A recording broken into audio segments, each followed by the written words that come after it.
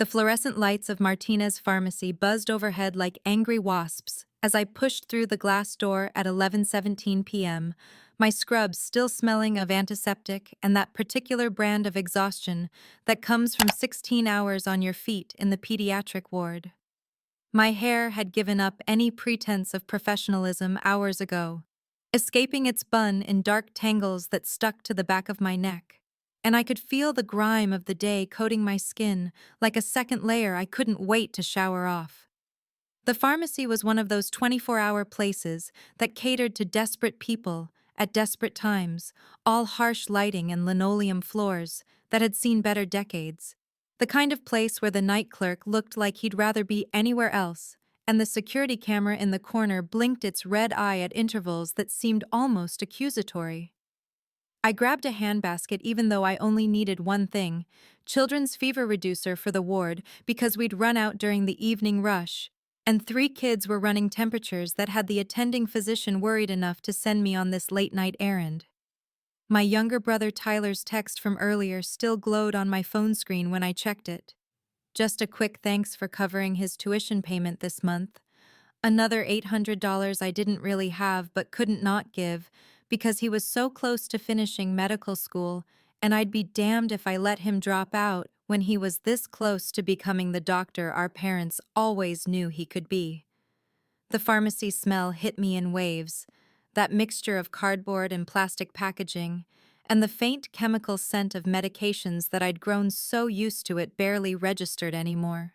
Just another marker of my life spent in medical spaces, taking care of other people while my own life seemed to shrink to the size of my studio apartment and the mounting number in my bank account that never seemed to grow no matter how many double shifts I picked up.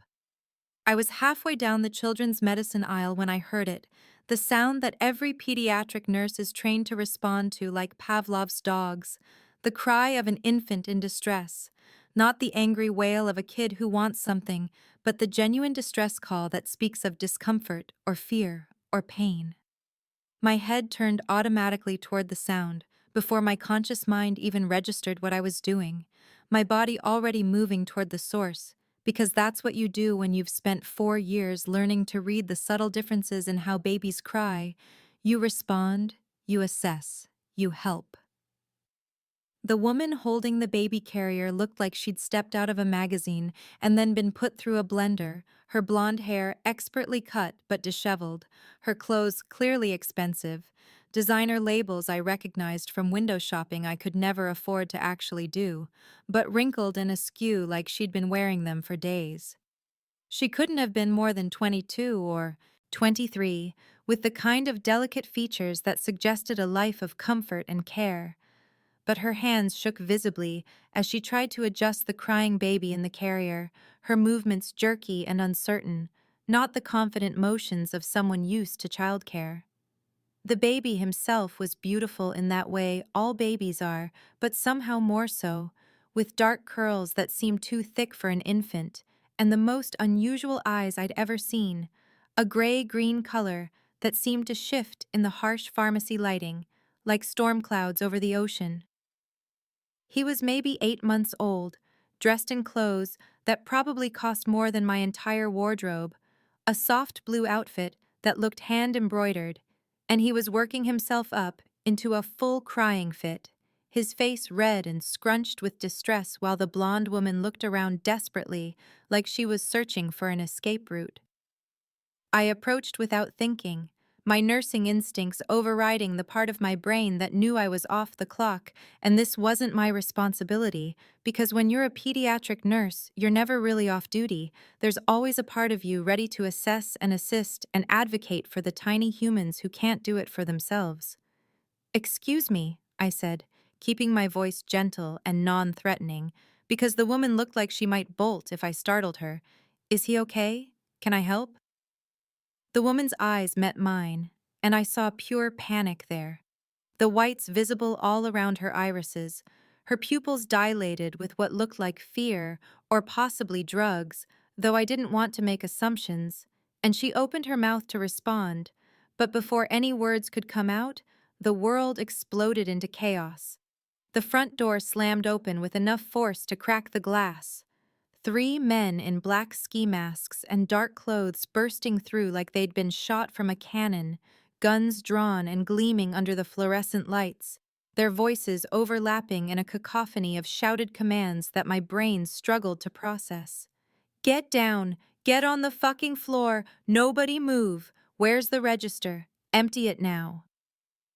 The words blurred together into white noise as my heart rate spiked and time seemed to slow down in that strange way it does during emergencies, everything becoming hyper-real and distant all at once. The blonde woman screamed, a high-pitched sound of pure terror, and I saw her drop the diaper bag she'd been clutching, designer leather hitting the linoleum with a thud that seemed impossibly loud, and then she was running, sprinting toward the back of the store where the emergency exit sign glowed red, her expensive boots clicking against the floor in a staccato rhythm that sounded like gunfire. She didn't look back, didn't hesitate, didn't even glance at the baby carrier she'd left behind, just ran like her life depended on it. And maybe it did. Maybe she knew something I didn't.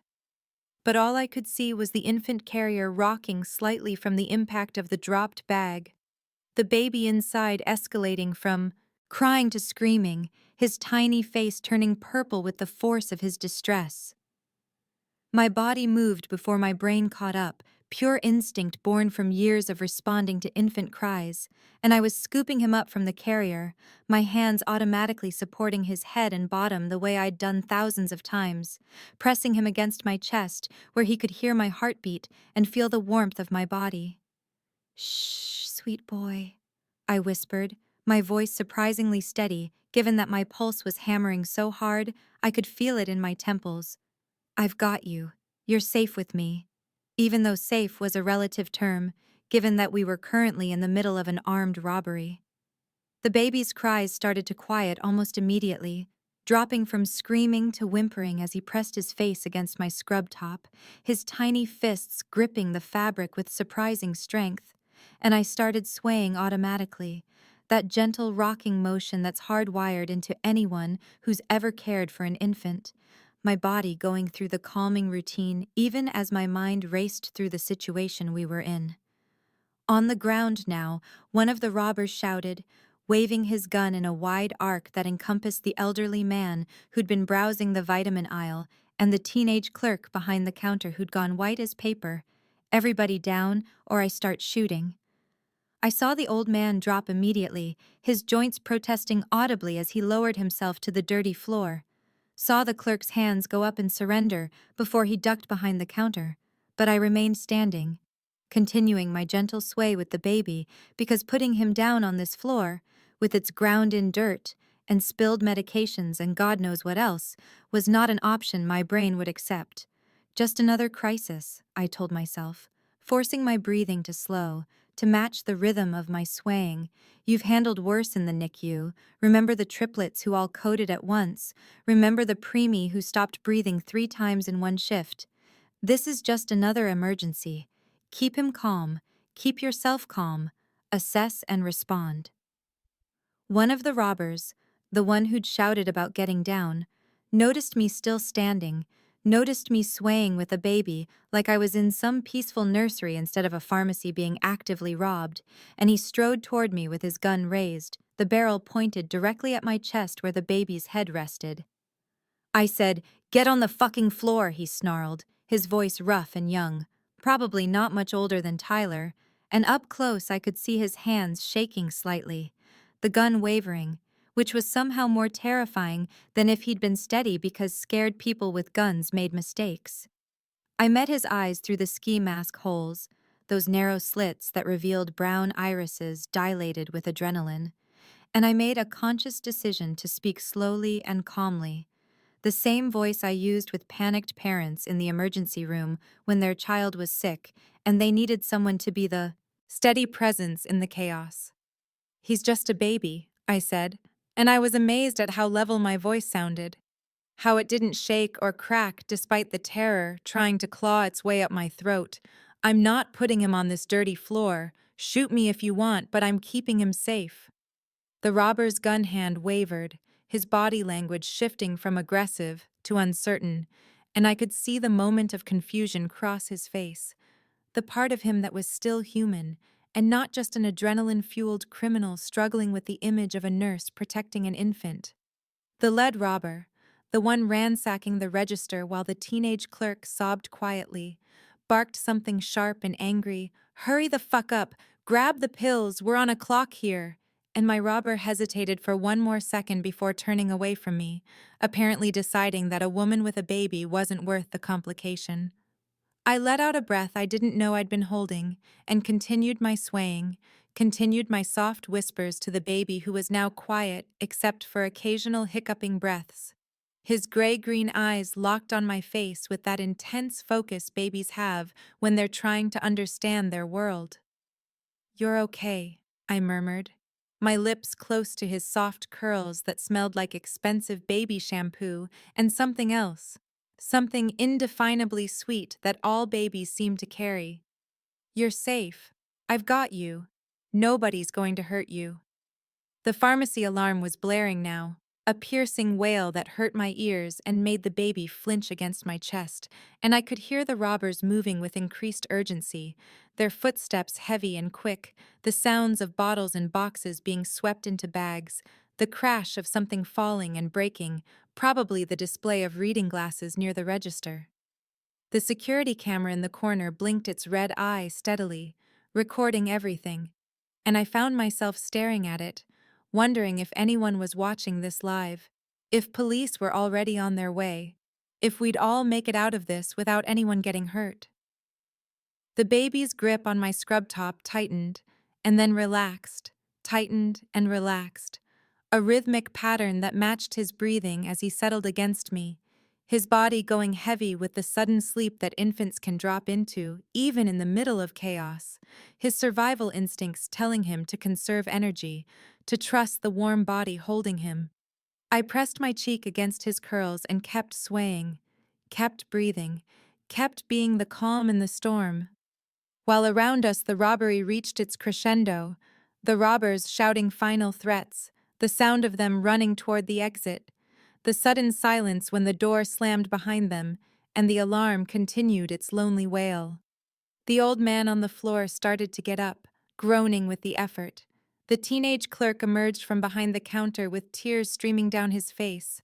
And I stood there in the middle of Martinez Pharmacy at 11:23 p.m., holding a stranger's baby who'd been abandoned by a panicked blonde woman and wondered what the hell I'd just gotten myself into.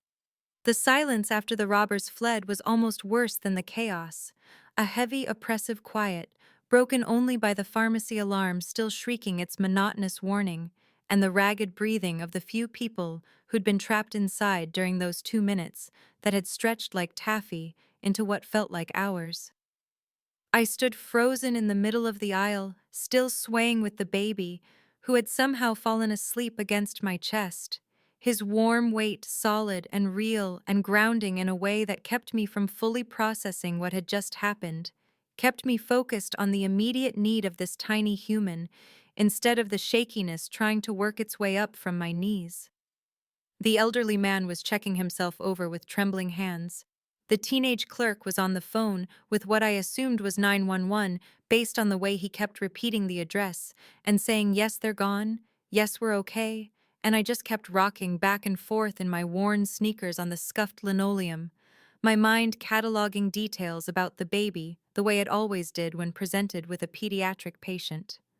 Approximately 8 months old based on his size, and the way he'd been holding his head, well-nourished given the healthy weight in my arms. No signs of distress beyond the earlier crying which had been situational and completely appropriate.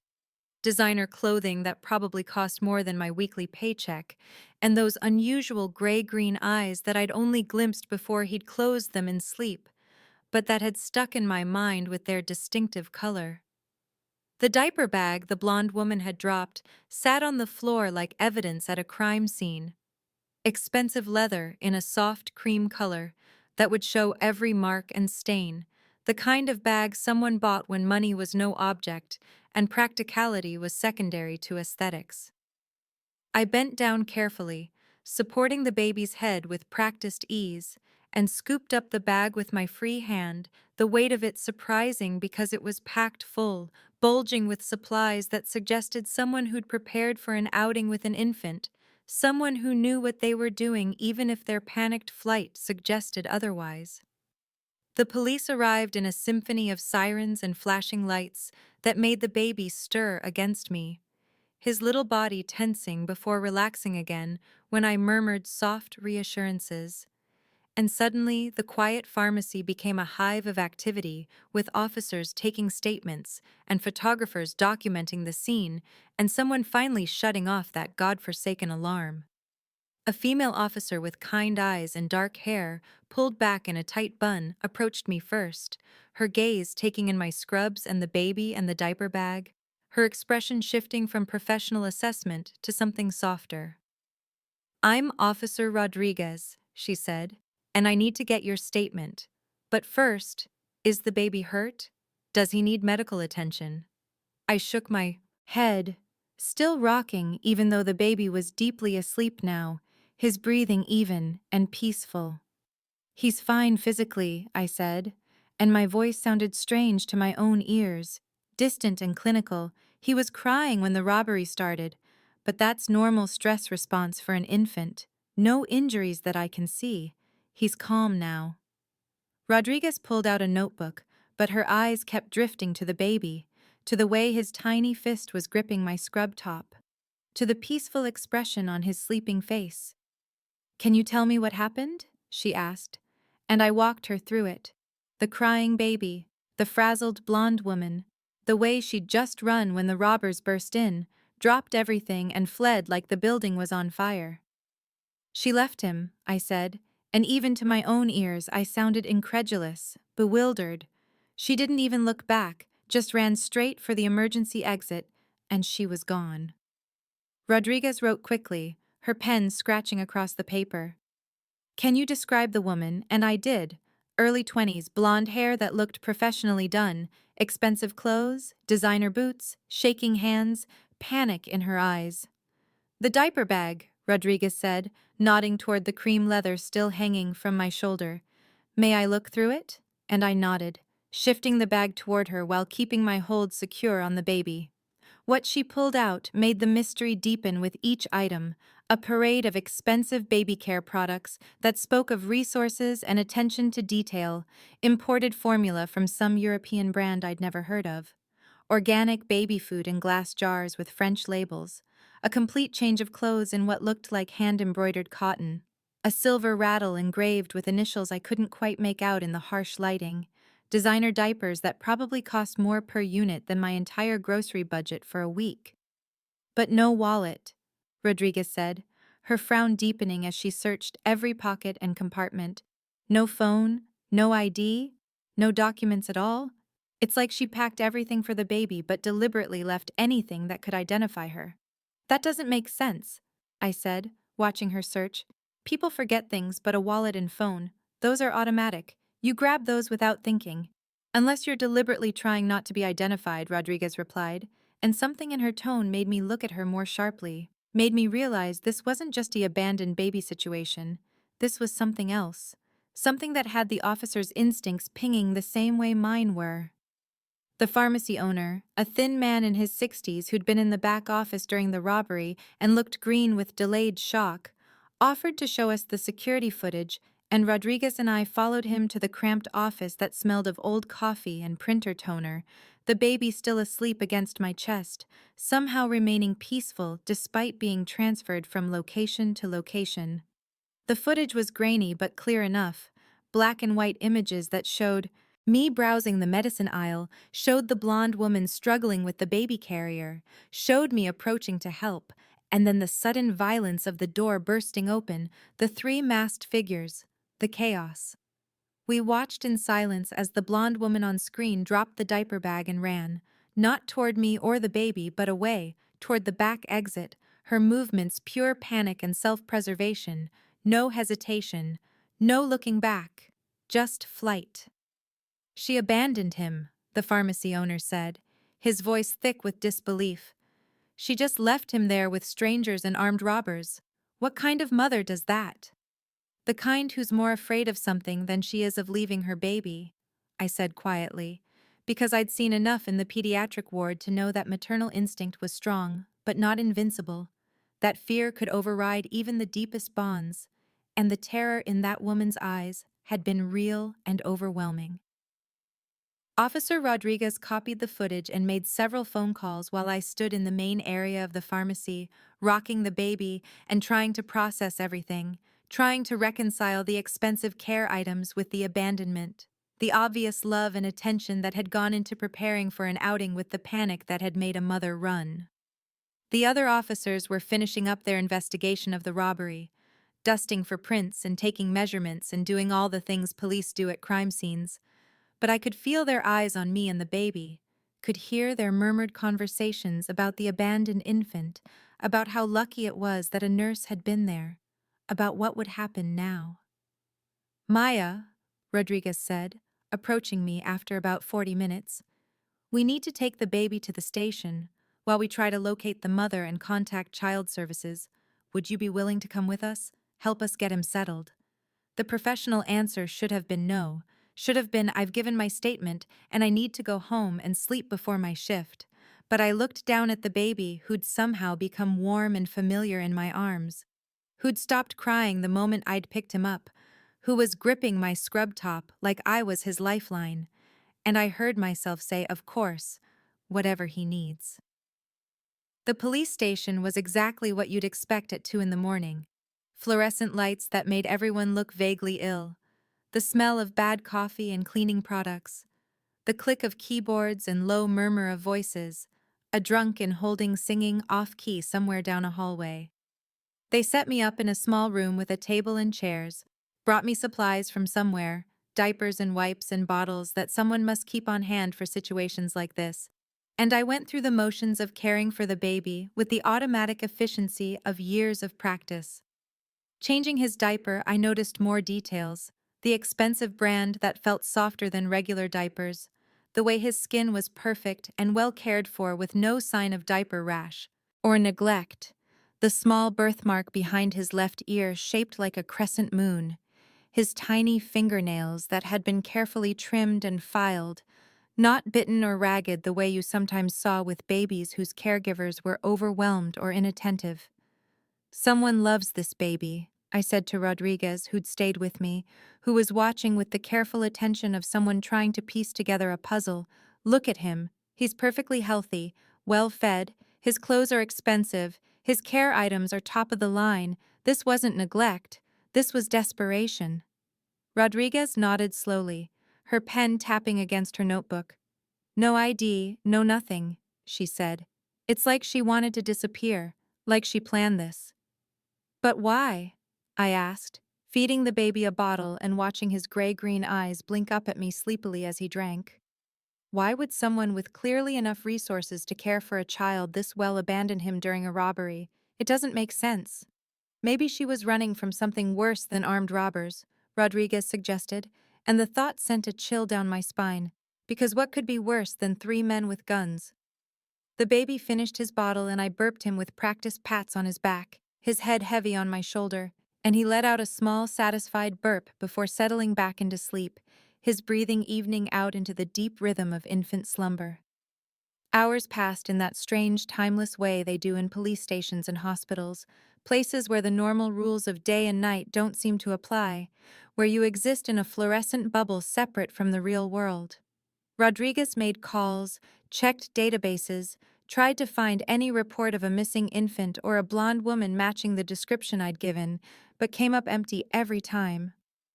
Child services is backed up, she said finally, her frustration evident in the tight line of her mouth. They can't send anyone until morning. Earliest would be 8 a.m., and I glanced at my phone to see it was now 3:30 in the morning.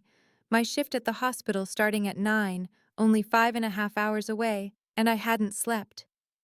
The baby slept on in my arms, one tiny hand wrapped around my finger with surprising strength, his face peaceful and trusting in a way that made my chest hurt, made me think about all the babies I'd cared for in the pediatric ward, all the children who'd needed someone to be their advocate, their protector, their safe place in a scary world. Maya, Rodriguez said, and something in her tone made me look up from the baby's face to meet her eyes. You're a pediatric nurse. You've got clearance, background checks on file from the hospital. Would you be willing to foster him overnight until we sort this out? The alternative is, he sits in a holding room alone, and I can't. I won't do that to a baby if there's another option. Every professional instinct I had screamed that I should say no, that I was too exhausted, too financially strapped, too uninvolved in whatever situation this baby represented, that taking him home would be crossing a line from Good Samaritan to something else entirely, something that could complicate my life in ways I couldn't predict. But even as my brain was listing all the logical reasons to refuse, my body was already rocking him. My heart was already attached to this tiny person who'd been abandoned and scared, and who'd somehow found safety in my arms. My hands were already cradling him like he was precious cargo that I'd been entrusted to protect. I looked down at him, at his dark curls and his sleeping face and his expensive clothes that contrasted so sharply with my worn scrubs, and he chose that exact moment to sigh contentedly in his sleep, to burrow his face more firmly against my chest, his little body relaxing completely in that way babies do when they feel utterly safe, utterly protected. Just for tonight, I heard myself whisper, knowing even as I said it that I was lying to myself, that this was already more than just tonight, that something had shifted in me the moment I'd picked him up during the robbery. Don't get attached, Maya. You can't save everyone. Remember that. You can't save everyone. Okay, I said louder, looking at Rodriguez, who was watching me with an expression that might have been relief or sympathy or both, just for tonight, until you find his mother or child services can take him. Rodriguez nodded and started the paperwork, the temporary emergency foster placement forms that I'd seen before in my work with the hospital, forms that would make me legally responsible for this unnamed baby for the next 24 hours. Forms that felt both routine and monumentally significant, as I signed them with my free hand while still holding him with the other. We'll find her, Rodriguez said, but she didn't sound entirely convinced. We'll figure out who this baby is and why she left him. I promise.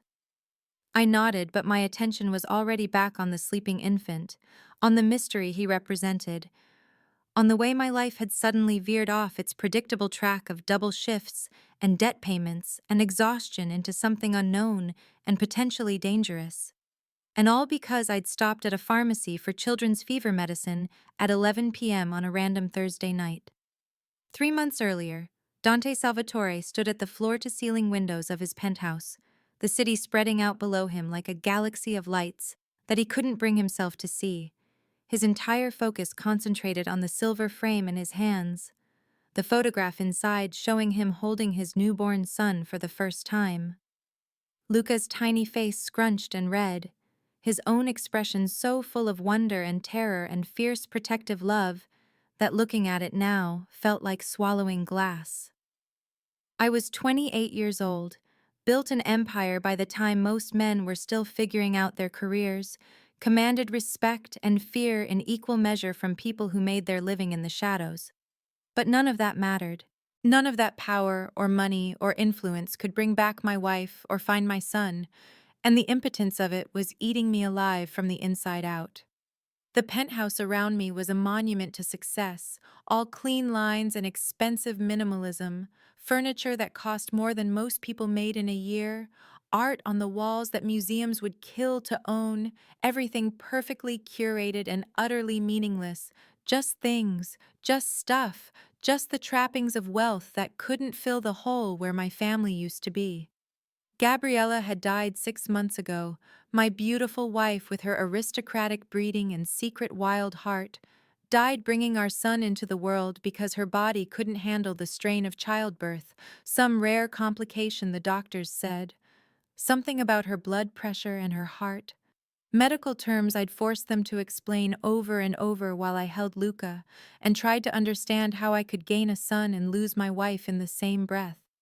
Her family blamed me, of course, The Marcheses, with their old money and older prejudices, looked at me and saw only criminal blood, saw my father's legacy and my grandfather's before him, saw the empire I'd built in the gray spaces between legal and not, and decided that their daughter's death was somehow my fault, that my world had killed her, even though it was her own body that betrayed her. They'd challenged my custody of Luca, hired lawyers who spoke in carefully coded language about my unsuitability as a parent, about the dangerous environment I'd raise him in, but they had no legal standing. Gabriella and I were married.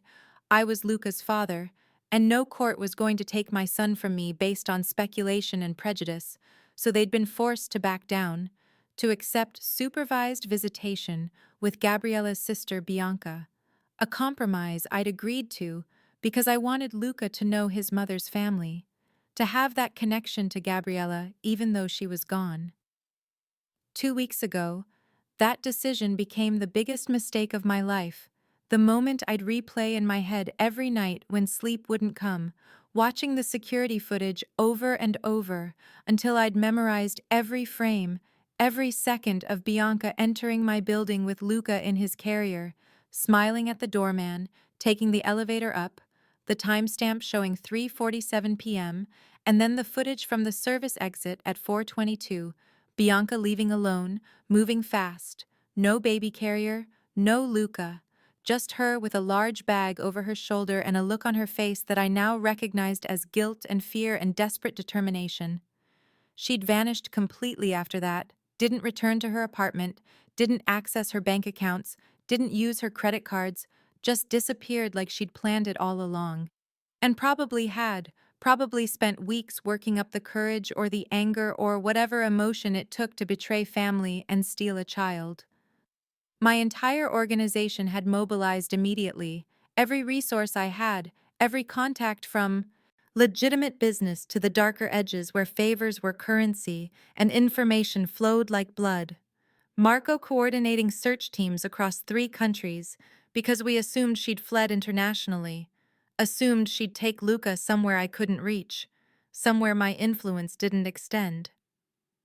Every airport, every train station, every border crossing had people watching. Photographs of Bianca distributed to security personnel who knew better than to ask questions. But nothing, not a single sighting, not a trace. Like she'd learned how to become invisible or had help from someone who knew how to hide people who didn't want to be found. I couldn't sleep anymore, maybe 2 hours a night if I was lucky, and even then it was more like passing out from exhaustion than actual rest, my body finally giving up while my mind kept spinning through scenarios, each one worse than the last, imagining Luca scared or hurt or worse, imagining him crying for me and me not being there, not being able to protect him the way a father should. The penthouse felt like a mausoleum, everything exactly as it had been the day Luca disappeared. His nursery untouched, the soft yellow walls and cream furniture that Gabriella had chosen, the mobile above the crib still turning slowly when the air conditioning kicked on, casting gentle shadows of stars and moons across the empty mattress. I'd forbidden anyone from moving anything, from packing up his clothes or putting away his toys, because that felt like giving up, like accepting that he might not come back, and I couldn't accept that, wouldn't accept that, would burn the entire city to the ground before I accepted my son was gone forever. Every night I sat in the nursery rocker, the one Gabriella used to nurse him in before she died, the one I'd held him in during those early weeks when he wouldn't sleep, and I was terrified I was doing everything wrong, and I'd stare at the empty crib and torture myself with what-ifs. What if I'd never agreed to let Bianca see him? What if I'd hired more security? What if I'd trusted my instincts that said something was off about her last few visits? The way she held Luca a little too tight, looked at him a little too long, like she was memorizing him or saying goodbye. Marco brought daily updates, his gruff face growing more worn with each passing day, and I could see the worry in his eyes, not just for Luca, but for me, because I was deteriorating, and we both knew it, not eating properly, not sleeping, running on coffee and rage, and the kind of focused intensity that couldn't be sustained indefinitely without breaking something fundamental inside. "You're not sleeping," Marco said one morning, standing in my office where I'd spread out maps and photographs and dead-end leads across every available surface. "You're not eating. Luca needs you strong when we find him, not half-dead from exhaustion." "When we find him," I repeated, my voice flat. Not if, when, because if was not an option my brain would process, if led to thoughts I couldn't afford to have, thoughts about bodies and ransoms and revenge that came too late. Marco nodded, his silence more supportive than any platitude could be, and I appreciated that about him. That he'd been with me since before Gabriella, before Luca, back when I was still learning how to run the family business my father left me, still figuring out which traditions to keep and which to burn down and rebuild in my own image. He'd been there when Luca was born, had held him while I sat beside Gabriella's hospital bed in those first few hours after the emergency cesarean, before we knew she wouldn't make it, before the complications set in and the doctors started using words like critical and failing, and there's nothing more we can do. "Someone took my son to punish me," I said quietly, staring at a photograph of Bianca from her social media. Her blonde hair and delicate features that looked so much like Gabriella, it physically hurt to look at her. For who I am, what I do, and now he's out there somewhere, scared, alone, probably crying for me, and I can't hear him, can't get to him. "We'll find him," Marco interrupted, his voice firm with the kind of certainty he didn't actually feel, but projected anyway because that's what good soldiers do. They give their commanders hope, even when they don't have any themselves. Every airport, every border, every contact from here to Moscow, someone will slip up, someone will see something, will get a lead. "When I find Bianca," I said, and my voice went cold. Went to that place where emotion couldn't touch it, where I became the man my enemies feared and my allies respected. "I'll make her pray for death before I grant it. I'll make her understand exactly what she's taken from me, make her feel every second of fear and pain and desperation that I've felt." Marco didn't argue, didn't tell me to calm down or think rationally, just nodded once in acknowledgement, because he understood that kind of rage, that kind of promise, had probably made similar ones himself over the years we'd worked together. The days blurred into each other, a monotonous cycle of dead ends and false hopes. Someone thought they saw Bianca in Paris, but it was a different blonde woman. Someone else reported a baby matching Luca's description in Barcelona, but by the time our people got there, the family had moved on and couldn't be traced, each lead feeling like it might be the one, and then dissolving into nothing, into wasted time and resources and hope that curdled into something bitter and hard in my chest.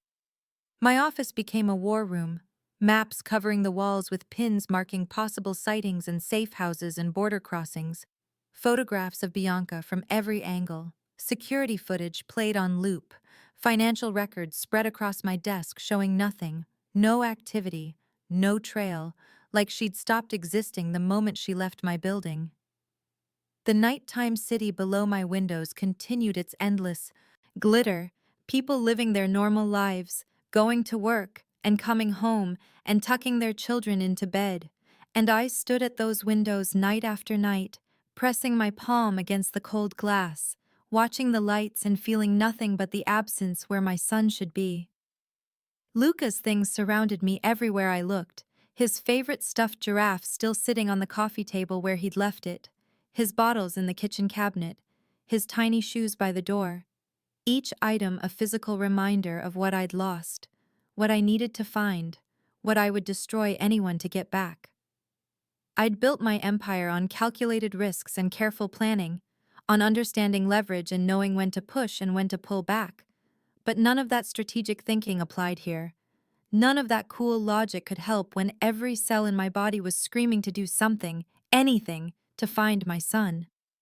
The photograph in the silver frame stayed with me constantly, moved from room to room wherever I was.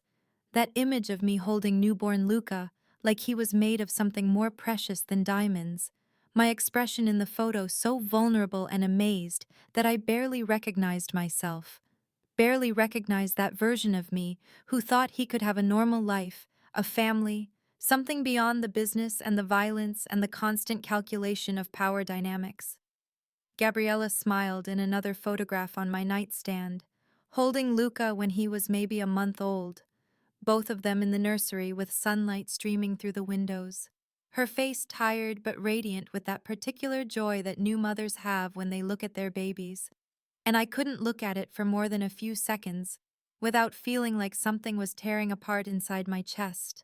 The loss of her, the loss of him, the loss of the future we were supposed to have together. 3 a.m. on a Tuesday, or maybe Wednesday. Time had stopped meaning much beyond the count of days since Luca disappeared. 14 days, 13 hours, 22 minutes, and my phone rang with the tone I'd assigned to Detective Morrison, my contact in the police department, the man who ensured certain incidents didn't get reported, certain investigations didn't progress, certain people didn't get arrested when it served mutual interests. I answered before the first ring finished, my hand steady despite the way my heart rate spiked, always hoping this was the call, the one that would break this nightmare open. "Boss," Morrison's voice came through, rough with exhaustion or maybe excitement. "There was a robbery at Martinez Pharmacy about 4 hours ago, armed robbery, 3 suspects still at large, but that's not why I'm calling." My hand tightened on the phone, my entire body going still in that predatory way that happened when I sensed something important, something that could change everything. "Security footage from the pharmacy shows a woman matching Bianca's description," Morrison continued. "Blonde, early 20s, expensive. Clothes. And she had a baby with her, infant carrier, the works." I stopped breathing, literally felt my lungs freeze mid-inhale, my vision tunneling down to a single point of focus. "She abandoned the baby when the robbers came in," Morrison said. "Just dropped everything and ran out the emergency exit. Left the kid with a nurse who was there picking up medication. The baby's at the 14th precinct now. Child Services hasn't picked him up yet. The nurse took him for the night. Some arrangement with Officer Rodriguez." "How old is the baby?" I heard myself ask, my voice coming from somewhere outside my body, somewhere cold and focused and desperately hopeful. 8 months, maybe 9, Morrison said. "What does he look like?" I demanded, already moving toward my office, toward the computer where I could access the files he'd send. "Dark hair, curly." Morrison paused. Unusual eyes, gray-green, really distinctive. The world stopped, just completely stopped, the earth ceasing its rotation, time freezing, everything condensing down to those 2 words. Gray-green, the same eyes I saw in my mirror every morning, the same eyes Gabriella had fallen in love with, the same eyes I'd watched open for the first time when Luca was born and looked at me like I was his entire universe. "Send me everything," I said, and my voice shook now, the careful control cracking. "Send me the footage, the address, everything. I'm on my way." "Already done," Morrison replied. "Check your secure email. And boss, the nurse, her name's Maya Chen, she's good people. Stood up to armed robbers to protect the kid, you might want to remember that." I ended the call and pulled up the footage, my hands shaking so badly I almost couldn't work the keyboard. And then there it was. Grainy pharmacy security camera footage. Timestamp showing 11:19 p.m. And I could see Bianca. Definitely Bianca, despite the disheveled appearance. And in the carrier she was struggling with. A baby. My baby. I knew it, before I could even see his face clearly. Knew it in my bones, in my blood, in the part of me that had been screaming for him for 14 days. The footage continued, showing armed men bursting in, showing Bianca's panicked flight, and then showing a woman in scrubs, dark hair falling out of a bun, scooping Luca up, holding him against her chest like he was hers to protect, standing there calmly while chaos erupted around her. And even through the bad camera quality, I could see Luca calming in her arms, could see him grip her scrubs, could see her swaying that gentle rocking motion that I'd learned in those early desperate weeks when I had no idea what I was doing. "Marco!" I shouted, my voice raw, not caring that it was 3 in the morning, not caring about anything except getting to that police station, getting to my son, get the car, get everyone. We're going to the 14th precinct now. And Marco appeared in my office doorway within seconds. Probably hadn't been sleeping either, his eyes immediately sharp and focused when he saw my face. "We found him," I said, and my voice broke on the words, 14 days of controlled desperation finally cracking open. "Luca. We found Luca. He's alive. He's safe. Some nurse has him." And Marco's expression transformed, the worry and exhaustion giving way to something like joy, something like relief, and he was already pulling out his phone, already coordinating, already making it happen because that's what he did. He made things happen. I looked back at the frozen image on my screen, Maya Chen holding my son, protecting him from armed criminals, keeping him safe when his own aunt had abandoned him, and I felt something shift in my chest, something beyond the desperate need to get to Luca, a recognition that this woman, the stranger, had done what I couldn't, had been there when he needed someone, had chosen to protect him when she could have looked away. "I'm coming," I whispered to the screen, to Luca, even though he couldn't hear me, to the universe that had finally given me this break, this chance. "Papa's coming, il mio bambino. I'm coming to bring you home." 6 a.m. came too early after a night of interrupted sleep, Luca waking twice with that particular fussy cry that meant he was in an unfamiliar place and needed reassurance. And each time I'd stumbled to the portable crib I'd borrowed from the hospital's pediatric supply closet, lifting him into my arms and murmuring soft reassurances until he settled back into sleep against my chest. My one-bedroom apartment had never felt smaller than it did with baby supplies taking over every available surface. The formula and bottles crowding my tiny kitchen counter, the diapers stacked on my coffee table next to medical journals I'd been meaning to read for months, the borrowed crib wedged into my bedroom at an angle because it was the only way it would fit. I stood in my cramped kitchen now, wearing pajama shorts and an oversized t-shirt from the hospital's 5K charity run 3 years ago, my dark hair escaping from the sloppy bun I'd twisted it into, no makeup because who had time for that, mixing a bottle with movements so automatic I could do them in my sleep, which was good because I was definitely operating on something closer to unconsciousness than actual wakefulness. The exhaustion was bone deep, that special kind of tired that comes from caring for an infant through the night, on top of already being drained from a double shift, functioning purely on caffeine and adrenaline, and the stubborn determination that had gotten me through nursing school and the years since.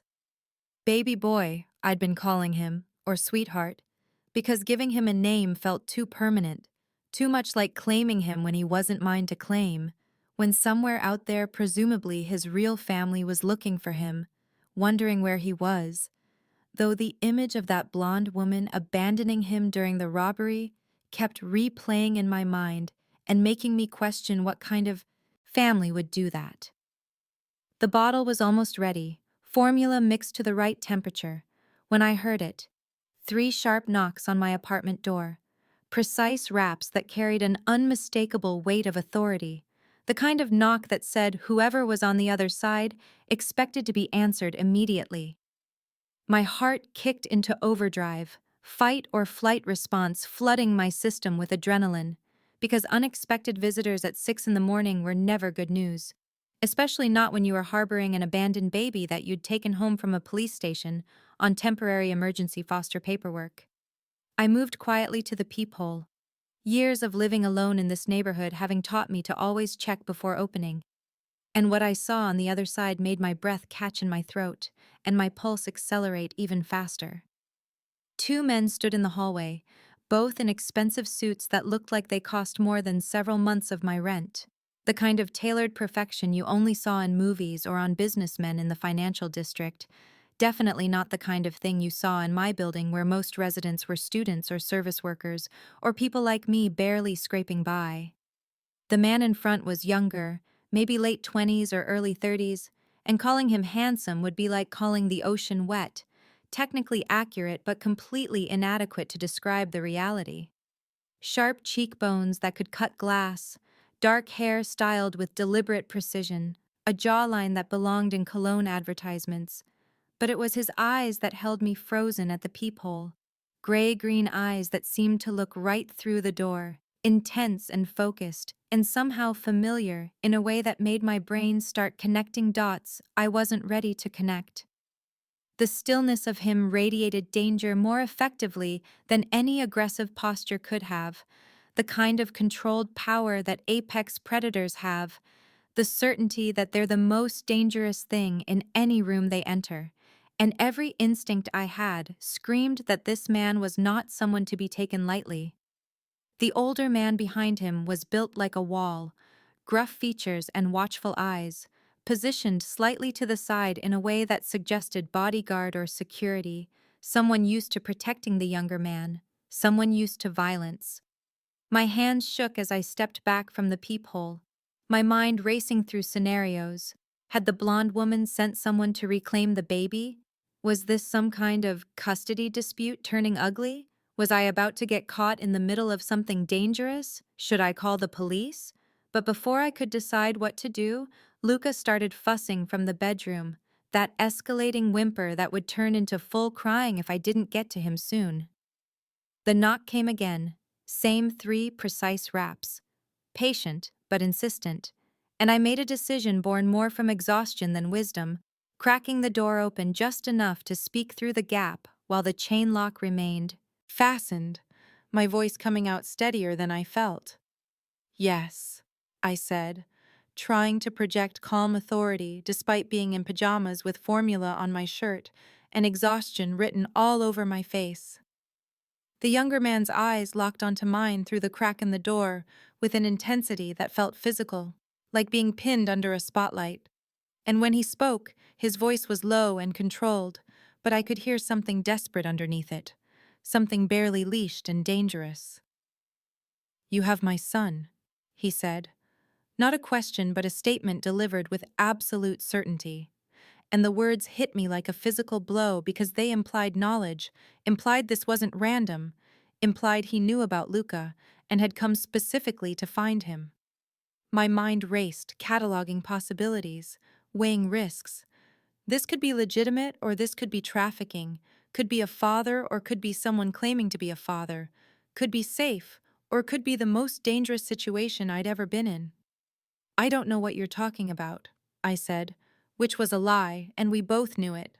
But I needed more information, needed to assess whether this man was genuinely who he claimed to be, or whether I was about to hand an infant over to someone dangerous. "The baby you've been caring for since last night," the man continued, his gray-green eyes never leaving mine. "His name is Luca Salvatore. He was kidnapped by my former sister-in-law 3 months ago. I've been searching for him every day since."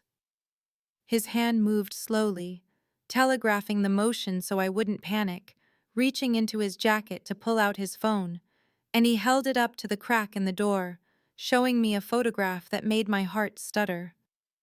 The image showed him, unmistakably, the same man standing in my hallway, holding an infant with dark curls and gray-green eyes identical to his own. The baby's face scrunched in that newborn way, the man's expression so full of wonder and fierce protectiveness that it looked almost painful, and the date stamp in the corner showed 6 months ago, which would make the timeline work, would make this baby the right age.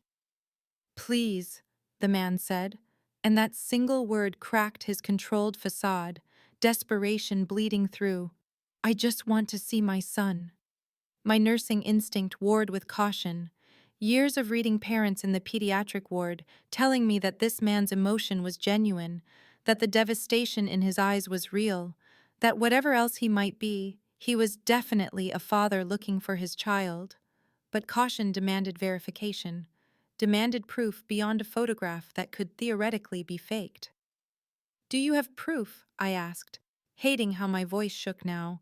"Legal documents, because I'm not handing a baby over to someone just because they show me a picture and claim."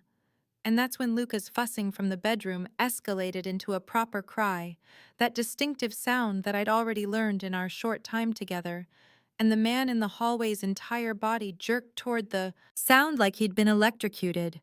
His face transformed completely, all the controlled composure shattering into raw emotion, his hand coming up to press against the door like he could reach through it, his voice breaking when he said, "That's him. That's Luca. Please." And I saw tears actually forming in those gray-green eyes, saw his whole body trembling with the effort of not just breaking down my door to get to the baby crying inside. The older man behind him stepped forward, his gruff voice gentler than I expected when he said, "Miss, we have documentation, birth certificate, custody papers, DNA on file. We can have police verification in 10 minutes. But Mr. Salvatore has been searching for his son for 3 months, if you have any compassion." I looked at the younger man, at Dante Salvatore apparently, at the way he was barely holding himself together, at the genuine anguish on his face. And I made a split-second decision based on 4 years of pediatric nursing, based on reading parents in crisis, based on instinct that I desperately hoped wasn't wrong. I closed the door just long enough to remove the chain, my hands fumbling with the mechanism, and then I opened it fully, stepping back to let them enter while keeping my phone visible in my hand. "Come in," I said, "but if anything feels wrong, if my instincts are off about this, I'm calling 911 immediately." Dante Salvatore stepped into my apartment, and the contrast was almost comical.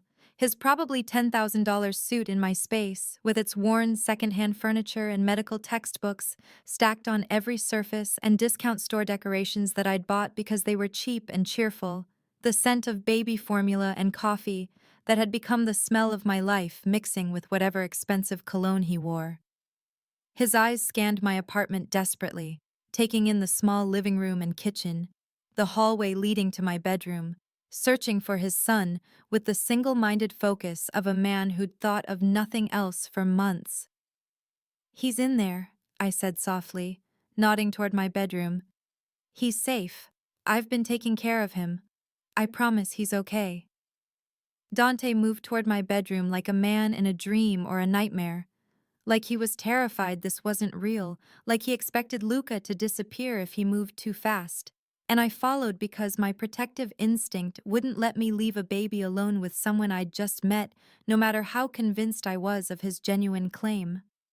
The portable crib sat in the corner of my bedroom, wedged between my dresser and the wall, and Luca was in it, kicking his legs and working himself up to a proper crying fit, his face red and scrunched with distress.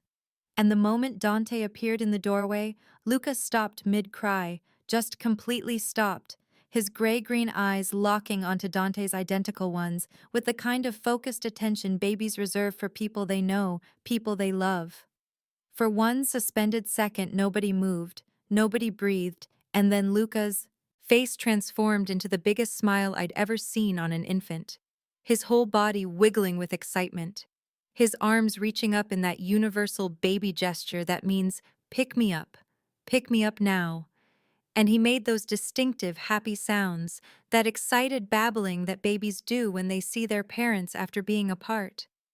Dante made a sound I can only describe as broken, half sob and half laugh, and he moved to the crib with shaking hands, lifting Luca with a gentleness that spoke of practice and love, holding him against his chest, like Luca was made of something more precious than diamonds, like he was afraid if he held too tight his son might break, but if he didn't hold tight enough, Luca might disappear again. "Luca," Dante whispered, his voice wrecked with emotion, pressing his face against Luca's dark curls. "Luca, il mio bambino, Papa's here, I've got you, I'm never letting you go again, never, do you understand? Never."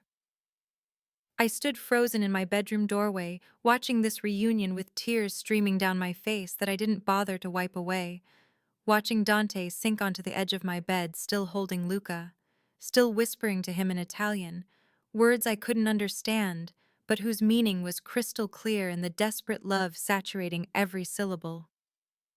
Dante's hands moved over Luca with careful thoroughness, checking him over like he was conducting a medical examination, counting fingers and toes, examining his face, his arms, his legs, verifying that his son was whole and healthy and real, and Luca just beamed up at him, grabbing Dante's face with both tiny hands, babbling happily like he was telling his father everything that had happened, every moment they'd been apart.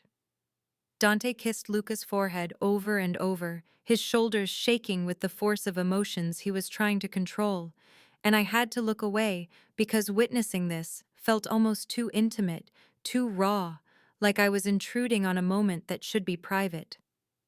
Marco, the older man, had followed us to the bedroom doorway but stayed back, giving them space, and when I glanced at him, I saw his eyes were suspiciously bright too.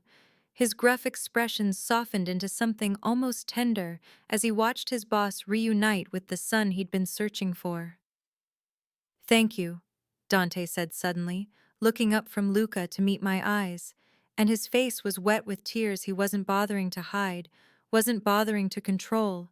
"You kept him safe. You protected him when his own family, when Bianca," and his voice broke completely, couldn't even finish the sentence. I shook my head, wiping at my own tears with the back of my hand, feeling awkward and intrusive in my own bedroom. "I just did what anyone would do," I said, which wasn't true.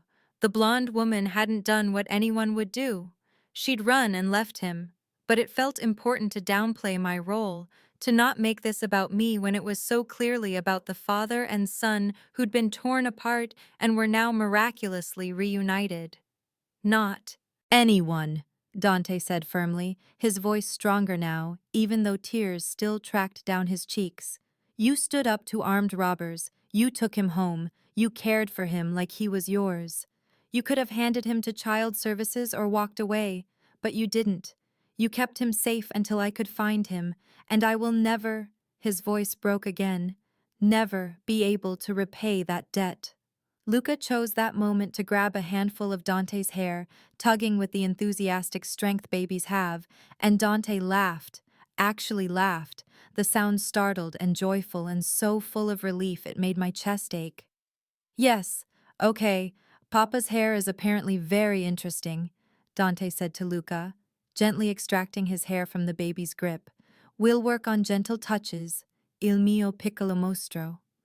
The Italian endearment, my little monster apparently, was delivered with such tenderness that it made me smile despite the emotional weight of the moment, and I found myself relaxing slightly, the tension that had been coiled in my shoulders since I heard the knock beginning to ease. This was real. This was genuine. This was a father who loved his son desperately and had been searching for him for months, and somehow, impossibly, I'd been the one to keep Luca safe until they could be reunited. The morning light filtered through my thin curtains, casting soft shadows across my bedroom, illuminating the scene that probably looked absurd from an outside perspective. An exhausted nurse in pajamas watching a man in a suit that cost more than her car holding a baby in a borrowed crib in an apartment that could fit inside his penthouse bathroom. But none of that mattered. None of the contrast or the disparity or the questions about how we'd all ended up here mattered in the face of the reunion happening on my bed. Marco cleared his throat gently from the doorway. "Boss," he said quietly, "we should verify with Officer Rodriguez. Make sure everything is handled properly with the police. And we need to get Luca checked by Dr. Morrison. Make sure he's healthy after everything." Dante nodded without looking away from Luca, his hand continuously stroking his son's back like he needed the physical contact to believe this was real. "Yes. Call Morrison. Tell him to meet us at the penthouse. Full examination. And call Rodriguez. Thank her for me. Tell her I owe her. Whatever she needs." Marco nodded and stepped away, already pulling out his phone, and I heard him speaking quietly in the hallway, coordinating whatever needed to be coordinated, leaving Dante and me and Luca in the bedroom with its makeshift nursery and morning light. I started, then stopped, not sure what I should do. Should I leave them alone? Should I offer coffee? Should I ask the million questions swirling in my head about kidnapping and sister-in-laws, and 3 months of searching? Should I do anything other than stand here awkwardly in my own bedroom, watching a stranger hold a baby I'd cared for one night but somehow felt connected to? Stay, Dante said, looking up at me again. Please, you've been with him through this. You deserve to know, to understand. And besides, and he glanced down at Luca, who was starting to fuss slightly, I think he might need. What does he need? Is he hungry? I haven't done this alone in 3 months. I'm not sure I remember. The vulnerability in that admission, the way this clearly powerful man was admitting uncertainty about caring for his own son, made him suddenly more human, more real, less the dangerous figure who'd appeared at my door, and more just a father who'd been separated from his child. He's probably hungry, I said, moving into professional mode because that I knew how to handle. I was mixing a bottle when you knocked. It should still be warm enough. I'll get it. I retrieved the bottle from the kitchen, very aware of Marco's eyes on me as I passed him in the hallway, and when I returned, Dante was trying to soothe Luca's escalating fussiness, swaying in that instinctive way parents do, murmuring soft words that weren't quite working. Here, I said, offering the bottle, and Dante took it with a grateful look, positioning Luca in the crook of his arm with the practiced ease of someone who'd done this thousands of times before the kidnapping, and Luca latched onto the bottle immediately, his fussing stopping as he focused on eating, his gray-green eyes drifting between Dante's face and mine like he was trying to reconcile these two people who'd both cared for him. We stood there in my small bedroom, morning light getting stronger, watching Luca eat, and I realized that my life had just changed in ways I couldn't begin to predict. That answering that knock, opening my door, letting this man in, had set something in motion that went far beyond returning a lost baby to his father, something I couldn't name yet, but could feel hovering in the air between us like a promise or a threat, or maybe both. An hour later, I found myself sitting in my small living room, watching Dante Salvatore hold his son with the kind of desperate intensity that made it clear he had no intention of putting Luca down anytime soon, maybe not ever, his hands constantly moving over the baby's back and head like he needed the physical contact to confirm this was real and not some cruel dream he'd wake from. I'd made coffee in my cramped kitchen, the terrible instant stuff that was all I could afford because good coffee was a luxury my budget didn't allow, expecting him to refuse it or make some polite excuse. But he'd accepted the chipped mug without comment and drank it like it was fine. Like he wasn't a man who probably had staff to make him perfect espresso in his probably massive penthouse.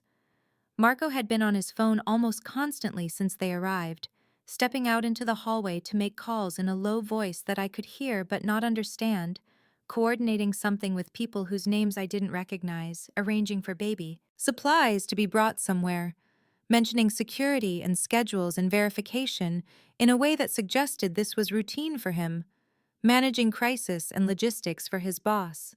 The morning light had gotten stronger, burning away the dreamlike quality of the early hours, making everything sharp and real and unavoidable, making it impossible to pretend this was anything other than what it was, my life intersecting with something far beyond my normal experience of double shifts and student debt and quiet desperation. Dante sat on my worn, second-hand couch that I'd bought from a thrift store when I first moved in, his expensive suit looking absurd against the faded floral pattern, Luca cradled in his arms and looking between us with those distinctive gray-green eyes that were the only proof anyone would need that this man was his father. I watched them together and felt something twist in my chest. Attachment I had no right to feel, protective instinct that should have ended the moment I handed Luca over but somehow hadn't. An ache at the thought of them leaving and me going back to my regular life like this night had never happened. The woman who had him, I said carefully, trying to understand the pieces of this puzzle that didn't quite fit together. Your sister-in-law. Why would she take him? What would make someone do that? Dante's jaw tightened, the muscles jumping under his skin, his eyes going dark with something that might have been rage or grief or both. Bianca never forgave me for her sister's death, he said, his voice controlled, but I could hear the emotion underneath it, rough and raw. Gabriella, my wife, she died in childbirth, complications that the doctors said were rare but catastrophic. There was nothing anyone could do, but Bianca needed someone to blame. He shifted Luca slightly, adjusting his hold with the automatic ease of practice. And when he continued, his voice had gone quieter, more bitter.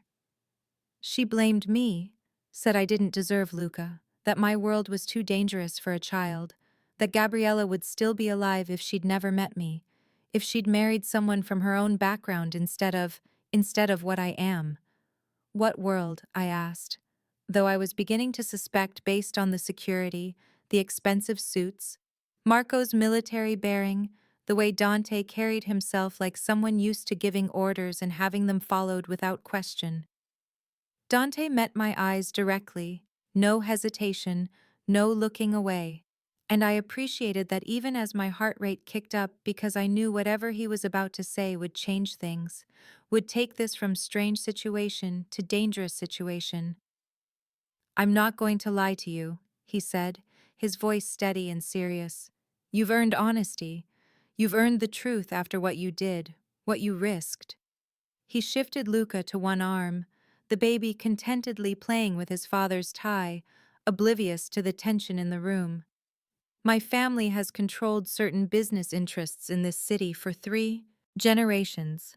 Legitimate businesses mostly, real estate, restaurants, construction companies, things that appear in newspapers and pay taxes and employ hundreds of people. His eyes never left mine, watching for my reaction. But yes, there are other elements, things that operate in gray areas, things that people prefer not to examine too closely. You're telling me you're in the Mafia, I said flatly, because there was no point dancing around it, no point pretending I didn't understand what he was saying, what gray areas meant, what other elements implied. Dante's mouth quirked in something that might have been a smile if there was any humor in it. I prefer to think of it as being part of a very old family business with diversified interests, he said with dark humor that didn't quite hide the truth underneath. But yes, that's the simplified version. The label people use when they want to make it sound more dramatic than balance sheets and revenue streams, and occasionally illegal business practices. I should have been horrified, should have stood up and demanded he leave my apartment immediately, should have called Officer Rodriguez and reported everything, but instead I found myself thinking about how he'd held Luca, about the desperate gratitude in his eyes when he'd found his son, about the fact that he was being honest when he easily could have lied, could have made up some story about business rivals or custody disputes that didn't involve criminal organizations. And Bianca took Luca to what? I asked, trying to piece together the psychology of it. Punish you, protect him, some combination of both. Both probably, Dante said, his voice roughening with emotion he was trying to control. She fled the country after taking him, changed her appearance enough that facial recognition didn't catch her, lived off family money in accounts I couldn't access because they predated my marriage to Gabriella, old money that her parents had set up that I had no legal claim to. His arms tightened protectively around Luca, who made a small sound of protest before settling back against his father's chest. But something happened.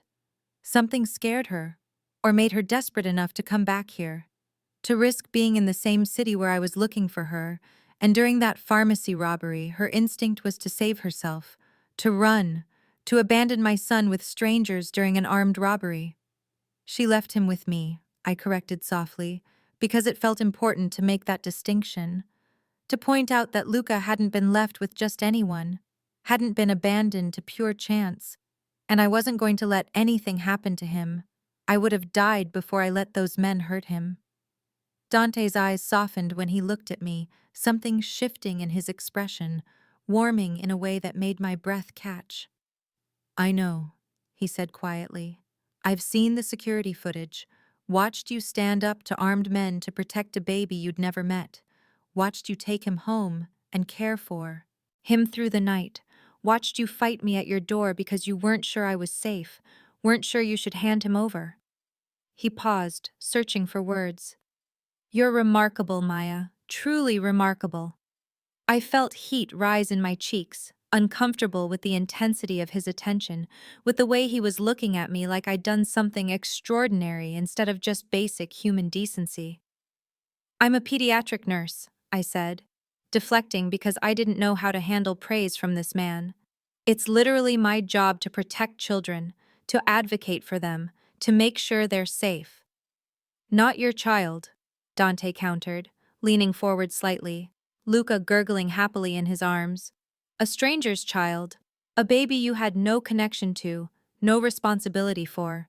Most people would have looked away, would have let someone else handle it, would have gone home and forgotten about it.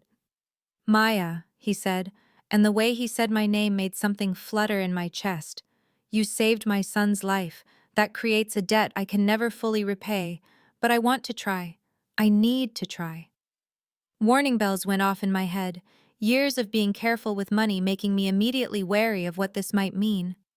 I don't want money, I said quickly, because accepting payment for helping a baby felt wrong, felt like it would taint what I'd done, make it transactional instead of human. I know, Dante said, and something in his expression suggested he'd expected that response, which is exactly why I'm going to insist, why I've already started the process, because people who don't want money are exactly the people who most deserve it. He pulled out his phone with his free hand, the other still holding Luca, and called out Marco, "Come in here, please." Marco appeared in the doorway holding a leather folder, expensive-looking and official, moving into the room with quiet efficiency and handing it to Dante before stepping back to his position of watchful waiting. Dante opened the folder one-handed with the ease of practice, pulling out documents that he set on my coffee table next to the medical journals and empty coffee mug. Your brother Tyler, Dante said conversationally, like he was discussing the weather instead of my personal life that he apparently knew details about, is in his third year at state medical school. He has $180,000 in student loan debt that's been accruing interest at rates that will take him decades to pay off. I felt my stomach drop, felt violation and fear mixed with confusion about how he knew this, how he'd found out this information in the hour since he'd arrived at my apartment. As of this morning, Dante continued calmly, that debt has been paid in full. The loans are satisfied. Your brother is now debt-free and can focus on finishing medical school without that weight on his shoulders. Stop, I said, my voice coming out sharper than I intended, standing up abruptly because sitting felt impossible. Stop! I don't want, this is too much. Dante continued as if I hadn't spoken, pulling out another document. Your rent is $1,400 a month, which is more than you can comfortably afford on a nurse's salary, especially when you're also helping Tyler with his expenses. I've purchased your building, and as of today, your rent is $1 per month for as long as you want to live here. Stop, I repeated, my hands shaking now. Please stop. I can't. You can't just. Your hospital is struggling with funding, Dante said, still in that same calm voice, looking at me with steady gray-green eyes that were so like Luca's. It was distracting. The pediatric ward specifically is understaffed and under-resourced.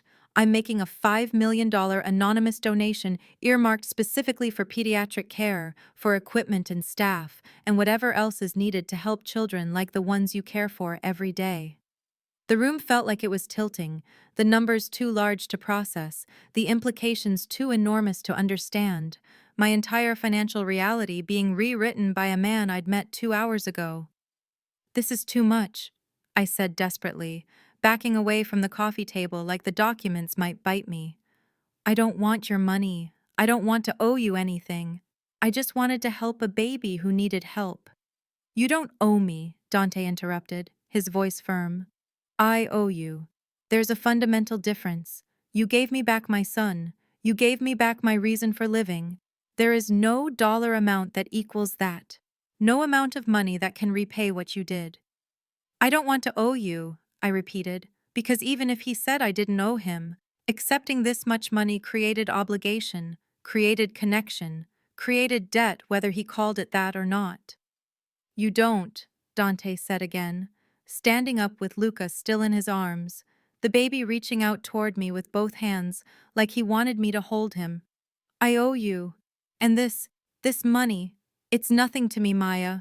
It's a rounding error in my accounts. It means nothing to me, but it means everything to you and your brother and the children in your ward. So please, please let me do this. Let me try to balance even a fraction of what you gave me. Luca made a fussy sound, still reaching for me, and Dante looked down at his son with an expression of surprised confusion, like he couldn't understand why Luca would want anyone other than his father after 3 months apart. He wants you, Dante said, wonder in his voice. He's bonded with you. In one night, he's bonded with you. I moved closer without thinking, my nursing instinct to soothe a fussing baby overriding my emotional turmoil about the money and the implications and everything else. And Luca immediately grabbed my finger with his tiny fist, his fussing stopping as he held on to me. See, Dante said softly, you matter to him. You're important to him. You kept him safe when his own family failed him. Of course he's bonded with you. But there's one more thing, Dante continued, his voice shifting to something more serious, something that made my stomach clench with fresh anxiety.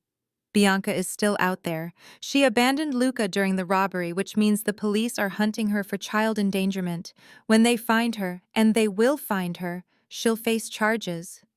What are you saying? I asked, not sure I wanted to hear the answer. I'm saying you're connected to Luca now, Dante said gently but firmly.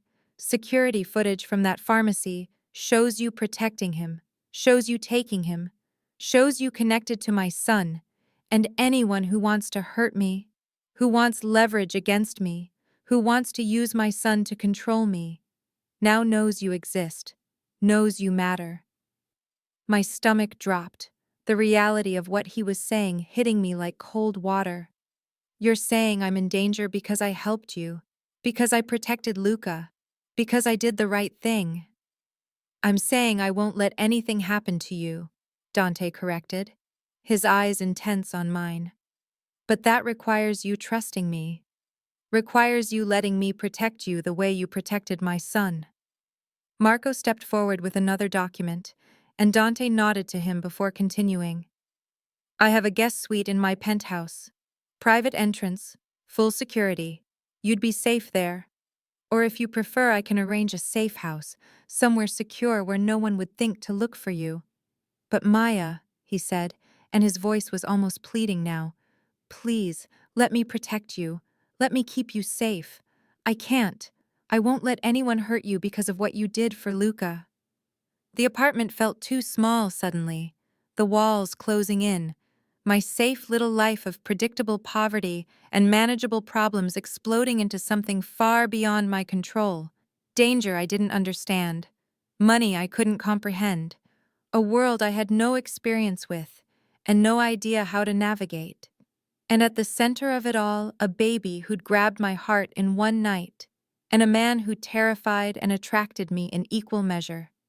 I agreed to stay in Dante's guest suite temporarily, that word doing a lot of heavy lifting, as I packed a bag in my apartment, while Marco arranged for movers to bring whatever else I might need, temporarily suggesting this was a short-term arrangement that would end once the danger passed. Once Bianca was found, once whatever threat Dante was worried about was neutralized. But even as I said it, I knew I was lying to myself about how temporary this would be. The penthouse was overwhelming in a way I hadn't been prepared for, despite knowing Dante had money, despite seeing his expensive suit and Marco's security setup, because knowing someone is wealthy and actually standing in their home are two completely different experiences. Floor-to-ceiling windows that made me dizzy when I looked down at the city spread out below like a glittering map. Furniture that looked like it belonged in design magazines, art on the walls that I was pretty sure was original and not prints, a kitchen that was larger than my entire apartment with appliances I didn't know how to use, and probably cost more than a year of my salary. Everything was sleek and modern and expensive, all clean lines and neutral colors, the kind of space that looked perfect in photographs but didn't feel lived in. Didn't feel like a home where a child laughed and played and made messes. The guest suite Dante showed me to had a private entrance like he'd promised. A bedroom with a bed so large I could have fit 4 of my old bed into it. A bathroom with a shower that had so many knobs and settings I needed Marco to explain how it worked, and a sitting area with more books than I'd ever owned. "You're sweet," Dante said, setting down the bag I'd packed. "You have complete privacy. The door locks from the inside. No one will disturb you unless you want them to. This is your space for as long as you need it." I nodded mutely, still trying to process the luxury, the size, the sheer excess of having this much space for one person when families in my neighborhood lived 6 people to a 2-bedroom apartment. But it was Luca's nursery that broke my heart, that made everything else fade into background noise, because the moment Dante opened that door, I understood exactly how much he loved his son, how desperate he'd been during those 3 months, how completely devoted he was to being Luca's father. The walls were painted in soft yellows and creams, soothing colors that weren't aggressively gendered, just warm and peaceful, and someone had painted a custom mural of stars and moons across one wall, delicate and beautiful and clearly expensive. The crib was hand-carved wood, dark and substantial, with details that suggested it had been made in Italy and shipped here at enormous cost. And above it hung a mobile of soft fabric stars that moved gently in the air conditioning. Shelves lined the walls, filled with books and toys organized by type and age appropriateness, more than any one child could use, but clearly chosen with care, with thought about what Luca might enjoy as he grew. A rocking chair sat in the corner, deep and comfortable with a soft blanket draped over the arm, positioned near the window, so whoever sat there could look out at the city while soothing a fussy baby. Photographs covered one wall, pictures of Luca from birth, of Dante holding his newborn son with an expression of terrified wonder, of a beautiful woman with dark hair and delicate features holding Luca and smiling at the camera, Gabriella, I assumed, the wife who'd died bringing this baby into the world. Everything in this room spoke of desperate love, of a father who'd prepared this space for his son and then had it torn away, who'd kept it perfect and waiting during 3 months of searching, who'd refused to give up hope that Luca would come home. "This is beautiful," I whispered, my eyes filling with tears I didn't try to hide. "You built him a perfect space, everything a baby could need." Dante stood in the doorway, his expression complicated, watching me take in his son's room. "I wanted him to have everything," he said quietly. "Wanted him to know he was loved, wanted that his father would give him the world if he could." The first week was awkward in ways I hadn't anticipated, trying to find my place in this household that ran on rhythms I didn't understand. Staff appearing and disappearing to cook and clean and manage things I'd always done for myself. Dante leaving for work in the mornings in perfectly tailored suits and returning in the evenings looking exhausted. Marco always present but tactfully invisible, managing security and logistics and whatever else needed managing.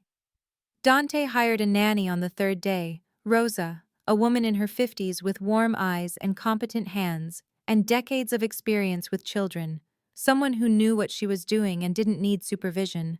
And I thought that would be my cue to step back, to retreat to my guest suite, and let the professionals handle Luca's care. But Luca had other ideas, crying inconsolably whenever I wasn't nearby, his little face screwing up in distress if Rosa tried to take him or if I left the room for more than a few minutes. "He's been through trauma," Rosa said kindly on the 4th day, watching Luca calm immediately when I picked him up, abandoned by his aunt, passed between strangers, held by you through the scariest night. "You're his safe person now, the one his baby brain has decided to trust completely." I felt guilty about that, about the way Luca had imprinted on me instead of his father, about how Dante would reach for his son only to have Luca fuss and reach for me. The rejection visible in Dante's eyes even though he tried to hide it. It's not that he doesn't love you, I tried to explain to Dante one evening, watching Luca play contentedly in my lap while Dante sat across from us looking exhausted. He's processing everything. He needs time to feel secure again. I know, Dante said, but I could hear the hurt underneath the understanding. I know it's not personal. I know he's been through trauma, but it's hard watching my son prefer someone else. Give him time, I said softly. You're doing everything right. He'll come back to you. Babies are resilient. I found myself spending more time in the nursery than in my guest suite. The beautiful room I'd been given sitting empty while I camped out in Luca's space, helping with feedings and diaper changes and playtime, rocking him to sleep in that comfortable chair while watching the city lights twinkle below. Rosa was patient and professional, never making me feel like I was stepping on her toes, instead treating me like a co-parent rather than an intruder, showing me where things were kept and asking my opinion on schedules and preferences like my input mattered. Dante watched all of this with complicated emotions I could read on his face when he thought I wasn't looking. Gratitude that someone was helping Luca heal, guilt that Luca needed me because of what he'd been through, and something else, something that made my skin warm and my heart race when I caught him staring, something that felt like attraction but more complicated, more dangerous. Maya isn't intimidated by his wealth or power became something Rosa said to Marco one afternoon when they thought I couldn't hear, and she's good for both of them, grounds them, makes this place feel like a home instead of a museum. I argued with Dante about Luca's sleep schedule the second week, insisting that letting him cry it out was cruel and outdated, advocating for gentle sleep training that respected his trauma and his need for security. Dante listened with an expression that suggested no one usually challenged him like this. But instead of getting angry, he considered my points and agreed to try it my way. And when it worked, when Luca started sleeping better, he looked at me with something like respect, mixed with that attraction that was getting harder to ignore. I lectured him about work-life balance after finding him in his office at midnight, tie loosened and papers spread everywhere, telling him that Luca needed him present, not just physically but emotionally, that being a good father meant taking care of himself too. And instead of telling me it was none of my business, he just nodded tiredly and promised to do better. I fell asleep on his sofa more than once, exhausted from Luca's nighttime wakings, the baby sleeping on my chest while cartoons played quietly on the television, and each time I woke to find a blanket draped over us and Dante sitting nearby working on his laptop, watching over us like a guardian, even though he should have been in bed himself. One night I woke at 2 a.m. in the nursery rocker, Luca asleep in my arms, his warm weight solid and real against my chest, and I knew before I opened my eyes that we weren't alone, could feel someone's presence in the room. Dante stood in the doorway watching us, still dressed in the clothes he'd worn to whatever meeting had kept him out late, his tie gone and his shirt unbuttoned at the collar, his expression unreadable in the dim glow of the nightlight. "You don't have to do this," he said softly, moving into the room with quiet steps that wouldn't disturb Luca. "Rosa can handle the night wakings. You need sleep too. You're exhausted." "He cries when I'm not here," I whispered back. And it was true, even if it wasn't the whole truth. Besides, I don't mind. I like being with him. I stopped myself before I said I like feeling needed. Like feeling like I matter to someone. Like I'm not just going through the motions of existing. Dante sat down on the ottoman across from me, close enough that I could see the exhaustion in his eyes, the shadow of stubble on his jaw, the way the nightlight softened his features and made him look younger, more vulnerable, less like the dangerous man who ran a criminal empire, and more like just a father who loved his son and didn't know how to handle everything that had happened. "Why are you really doing this, Maya?" he asked, his voice quiet but intense. You've paid off any obligation you might have felt, the money, the protection. You could leave right now. Go back to your apartment. Go back to your life. Why are you staying?" I looked down at Luca's peaceful face, his long eyelashes casting shadows on his cheeks, his tiny hand curled around my finger even in sleep, and I felt my heart clench with love. I had no right to feel for a baby that wasn't mine. "When I was 11, I said slowly, the words coming easier in the darkness, in the intimacy of the nursery at 2 a.m., my parents died in a car accident. Drunk driver ran a red light and hit them head on. They died instantly. And suddenly, Tyler and I were orphans, with no one but our grandmother, who was already in her 70s and struggling herself. My grandmother raised us," I continued, meeting Dante's eyes, "gave us everything she had even though it wasn't much, made sure we stayed in school, made sure we knew we were loved, and she died when I was 23, right after I graduated nursing school. Heart attack in her sleep, peaceful but devastating." I paused, swallowing against the emotion that still rose up when I talked about losing her. "I know what it's like to lose people," I said softly, "to have your world ripped apart, to wonder if you'll survive it. And I know what it's like when someone shows up and decides you're worth protecting, worth investing in, worth saving." Tyler and I survived because people went above and beyond their jobs, nurses who checked on us, teachers who made sure we ate, social workers who found resources we didn't know existed, people who didn't have to care but chose to anyway. "So you're paying it forward," Dante said, understanding in his voice. "You're being, for Luca, what those people were for you." "Maybe," I said, hesitating over the next words because they felt too revealing, too honest. "Or maybe I'm exactly where I'm supposed to be." The moment stretched between us, charged with something neither of us was ready to name, something that felt bigger than gratitude or obligation, something that made the air feel thick and my pulse quicken. Dante broke it first, standing up with movements that suggested reluctance, like he didn't want to leave but knew he should.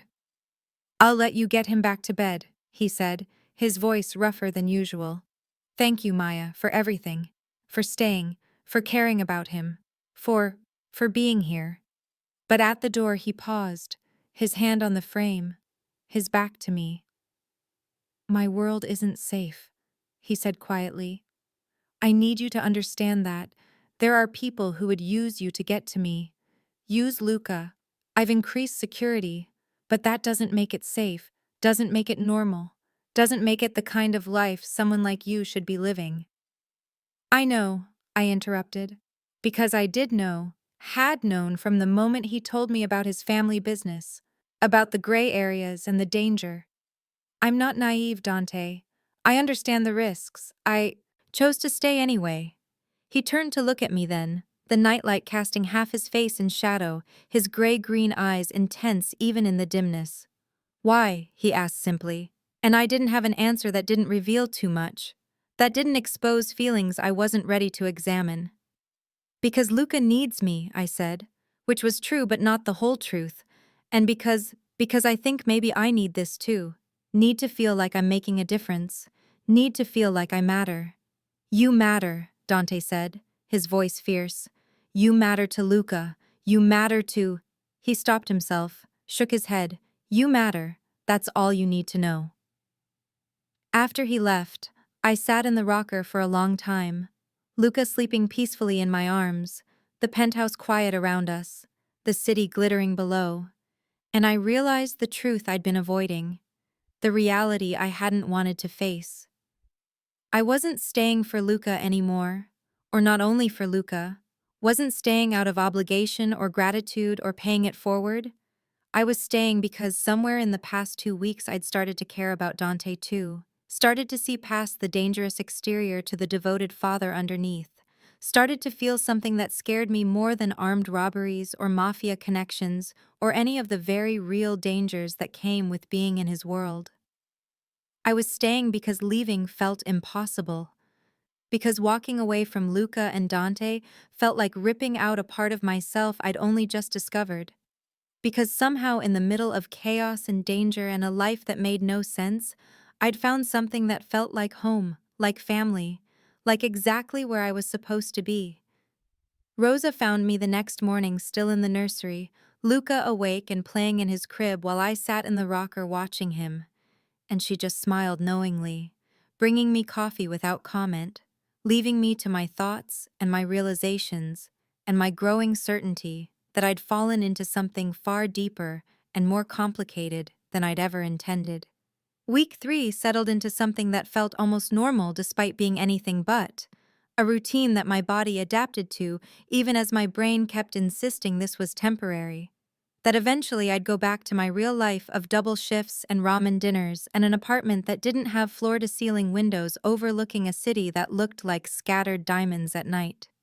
Mornings I went to the hospital, Dante insisting on security driving me in one of his black SUVs with tinted windows, Marco or one of his team always at the wheel, always watchful, always armed in ways that should have terrified me but had somehow become background noise. I worked my shifts in the pediatric ward, where my coworkers asked carefully casual questions about why I was being driven to work in vehicles that cost more than their annual salaries, and I gave vague answers about a friend helping out, about temporary arrangements, about nothing that mattered, because how could I explain that I was living with a mafia boss and his baby, that I'd become essential to a child who wasn't mine, that I was falling for a man who operated in gray areas and controlled empires built on things I didn't want to examine too closely.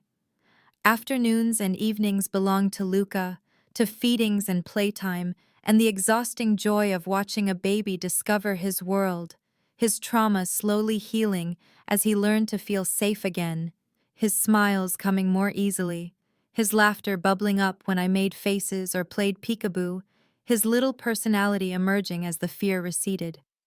Dante and I had started having dinner together after Luca went to sleep, at first talking only about Luca's development, his sleep patterns, his eating habits, his preference for certain toys, safe topics that didn't require examining why we were choosing to spend time together when we didn't have to, when Rosa could have given him updates, when I could have eaten in my suite.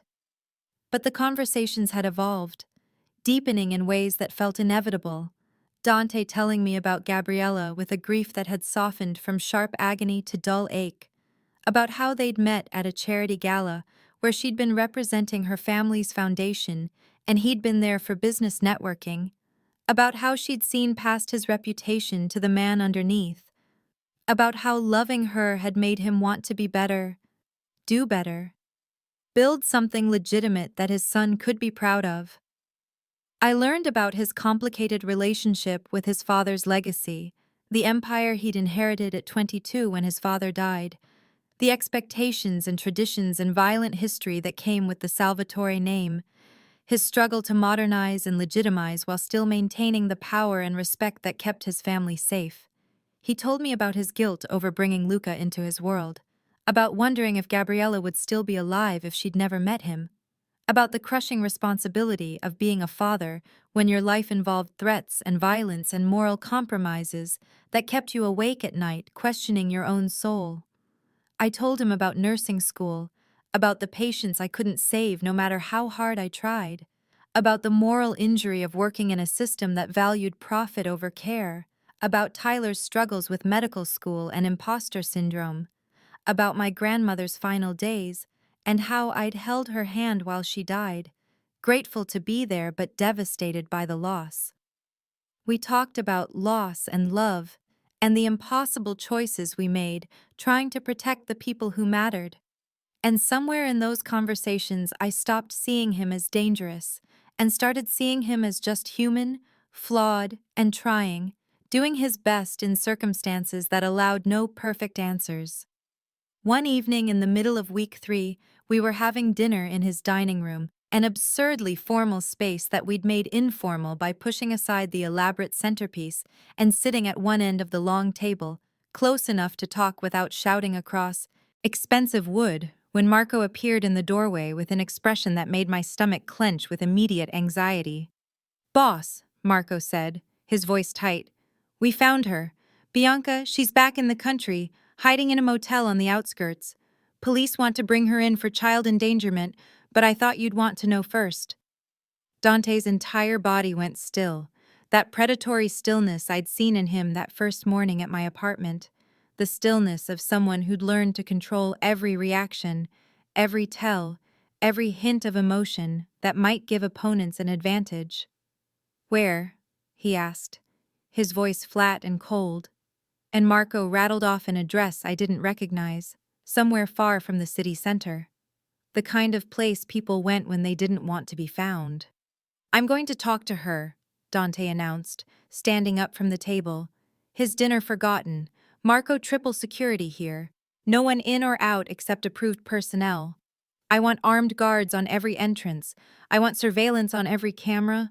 I want this place locked down until I get back." "I'm coming with you," I said, the words out of my mouth before my brain caught up, before I could think about whether this was smart or safe or anything other than necessary. "Absolutely not," Dante said, turning to look at me with an expression that suggested he thought I'd lost my mind. This is dangerous, Maya. This is my world, not yours. You stay here where it's safe." "She abandoned a baby during an armed robbery," I said, standing up to face him, crossing my arms in a posture I recognized as defensive but couldn't help. As a medical professional, I need to understand her mental state. Was it panic? Postpartum psychosis? Something else? You want answers and I can help you get them. Dante looked at Marco, who shrugged in that way that suggested he thought I had a point, even if he wouldn't say it directly. "She has a point, boss," Marco said. "Medical angle might get Bianca talking, might get us information we wouldn't get otherwise. And besides," he paused, "she's proven she can handle herself in dangerous situations. Pharmacy robbery, remember?" Dante looked between us, his jaw tight with frustration, with the desire to keep me safe warring with the practical recognition that I might actually be useful. "Fine," he said finally. "But you stay behind me, you do exactly what Marco says, and if shooting starts you hit the floor immediately, understood?" I nodded, my heart already racing with adrenaline and fear, and the knowledge that I was choosing to walk into danger, choosing to expose myself to violence, choosing to stay in Dante's world instead of running from it the way any sane person would. We took 2 SUVs, Marco's security team in the lead vehicle, Dante and Marco and me in the second, the drive to the motel taking 45 minutes through parts of the city I didn't know, industrial areas and rundown neighborhoods where streetlights flickered and businesses had bars on their windows. The motel was exactly what I expected, seedy and depressing, flickering neon sign advertising hourly rates, the smell of cigarettes and despair hanging in the air. The kind of place where people asked no questions and saw nothing, no matter what happened in the rooms around them.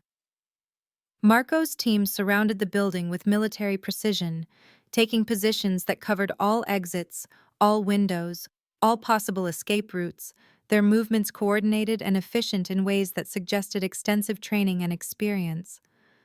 Dante and I approached Bianca's room, number 7 on the ground floor, Marco behind us with his hand inside his jacket where I knew he kept his gun, and Dante knocked once, sharp and commanding, announcing our presence. The door opened after a long pause. Bianca standing there looking nothing like the put-together woman I'd seen on the security footage from the pharmacy, her blonde hair unwashed and stringy, her clothes wrinkled and stained, her eyes wild with something that looked like mania or terror or both, dark circles underneath suggesting she hadn't slept properly in days or weeks. "Come to finish what you started," she said, her voice bitter and sharp, laughing without any humor. "Come to punish me for taking your precious son, for daring to challenge the great Dante Salvatore." "I want to know why," Dante said, his voice ice-cold as he pushed past her into the room. "Why take Luca? Why bring him back? Why abandon him during a robbery? I want to understand what was going through your head." Bianca's eyes darted to me, narrowing with suspicion and something that might have been jealousy. "Who's this?" she asked. "New wife already, moving on from my sister pretty fast. Poor thing has no idea what you are, what you're capable of, what world she's walking into." I stepped forward. using the voice I developed working with difficult patients, calm and professional and non-threatening, the voice that said, "I'm here to help, not judge." "Bianca," I said gently, "I'm Maya. I'm the one who took care of Luca after the robbery. After you. After you had to leave. I need to understand what happened. You ran when the guns came out. That's instinct. That's survival. Anyone would have run. But you left him behind." Something broke in Bianca's expression, the manic energy cracking to reveal devastation underneath. Guilt and shame and self-loathing so profound it was painful to witness. "I was supposed to meet someone," she said, her voice going quiet, almost childlike. "They promised me money, protection, a new identity, everything I needed to keep Luca safe from him, from his world, from the violence that killed my sister." She laughed again, that unhinged sound that made my skin crawl. "All I had to do was bring Luca to them, hand him over, let them use him as leverage against Dante. Let them control the great Salvatore through his son. And I was going to do it. I was actually going to do it because I convinced myself it was for Luca's protection, that he'd be safer with people who would use him as a bargaining chip than with his own father." My blood ran cold, the implications of what she was saying hitting me like physical blows. Someone had manipulated her, used her grief and anger to turn her into a weapon against Dante, against Luca. "Who wanted Luca?" I asked, keeping my voice steady despite the fear climbing my throat. "Who were you meeting? Who promised you those things?" Bianca's eyes fixed on Dante, something like triumph mixing with the fear. "Your old friend," she said. "Viktor Kozlov, remember him? Remember what you did to his organization, how you destroyed his operations and sent him to prison? Well, he didn't forget. He's been planning this for years." Dante's entire body went rigid, every muscle locking, and I heard Marco swear in Italian behind me, a string of words I didn't understand, but whose meaning was clear from the venom in his tone. "Victor's in prison," Dante said, his voice deadly quiet. "He's serving life without parole. He can't. He can't be behind this." "His son isn't," Bianca interrupted, smiling now, cruel and satisfied. "Alexei, he's been building his own operation while you've been distracted looking for your missing baby, building power, making alliances, and he knows about her now too." Her eyes cut to me, malicious and gleeful despite her obvious mental deterioration. "The nurse who saved Luca, the woman living in your home, Alexei's people have been watching, taking pictures, gathering information. They know she matters to you, Dante. They know she's a weakness they can exploit." Before Dante could respond, before any of us could process what she'd just said, the window exploded inward in a shower of glass, and the world became noise and chaos and violence. Gunfire erupted from outside, automatic weapons tearing through the thin motel walls, bullets shredding the cheap furniture and punching holes in the drywall, and I hit the floor on pure instinct, my body moving before my brain registered what was happening, my hands covering my head while my heart hammered so hard I thought it might burst. Marco tackled Dante, covering his boss with his own body, shouting orders into his radio, and outside I could hear Dante's security team returning fire, engines revving, more glass breaking, the distinctive pop-pop-pop of handguns mixing with the heavier rattle of rifles. The room exploded into chaos, the lamp shattering, the mirror cracking, the door splintering under the impact of bullets, and I couldn't breathe, couldn't think, couldn't do anything but press myself against the filthy motel carpet and pray that I wouldn't die here, wouldn't end my life in a seedy motel room because I'd insisted on coming along, on being part of this world I didn't understand. The shooting seemed to last forever, but probably only took 30 seconds, maybe a minute at most. And when it stopped, the silence was almost worse than the noise, my ears ringing, my body shaking, my mind struggling to process what had just happened. "Maya," Dante's voice, urgent and close, his hands on me, checking me for injuries. "Maya, look at me. Are you hurt? Are you hit?" And I opened my eyes to find him crouched over me, his face inches from mine, blood on his shirt that I desperately hoped wasn't his. "I'm okay," I managed to say, my voice shaking. "I'm not hit. I'm okay." And Dante pulled me against his chest so hard it hurt, his arms like steel bands, his heart hammering against my ear. "You're okay," he repeated, his voice rough with emotion. "You're not hit, Maya. Look at me. You're safe. I've got you. You're safe." But I wasn't safe.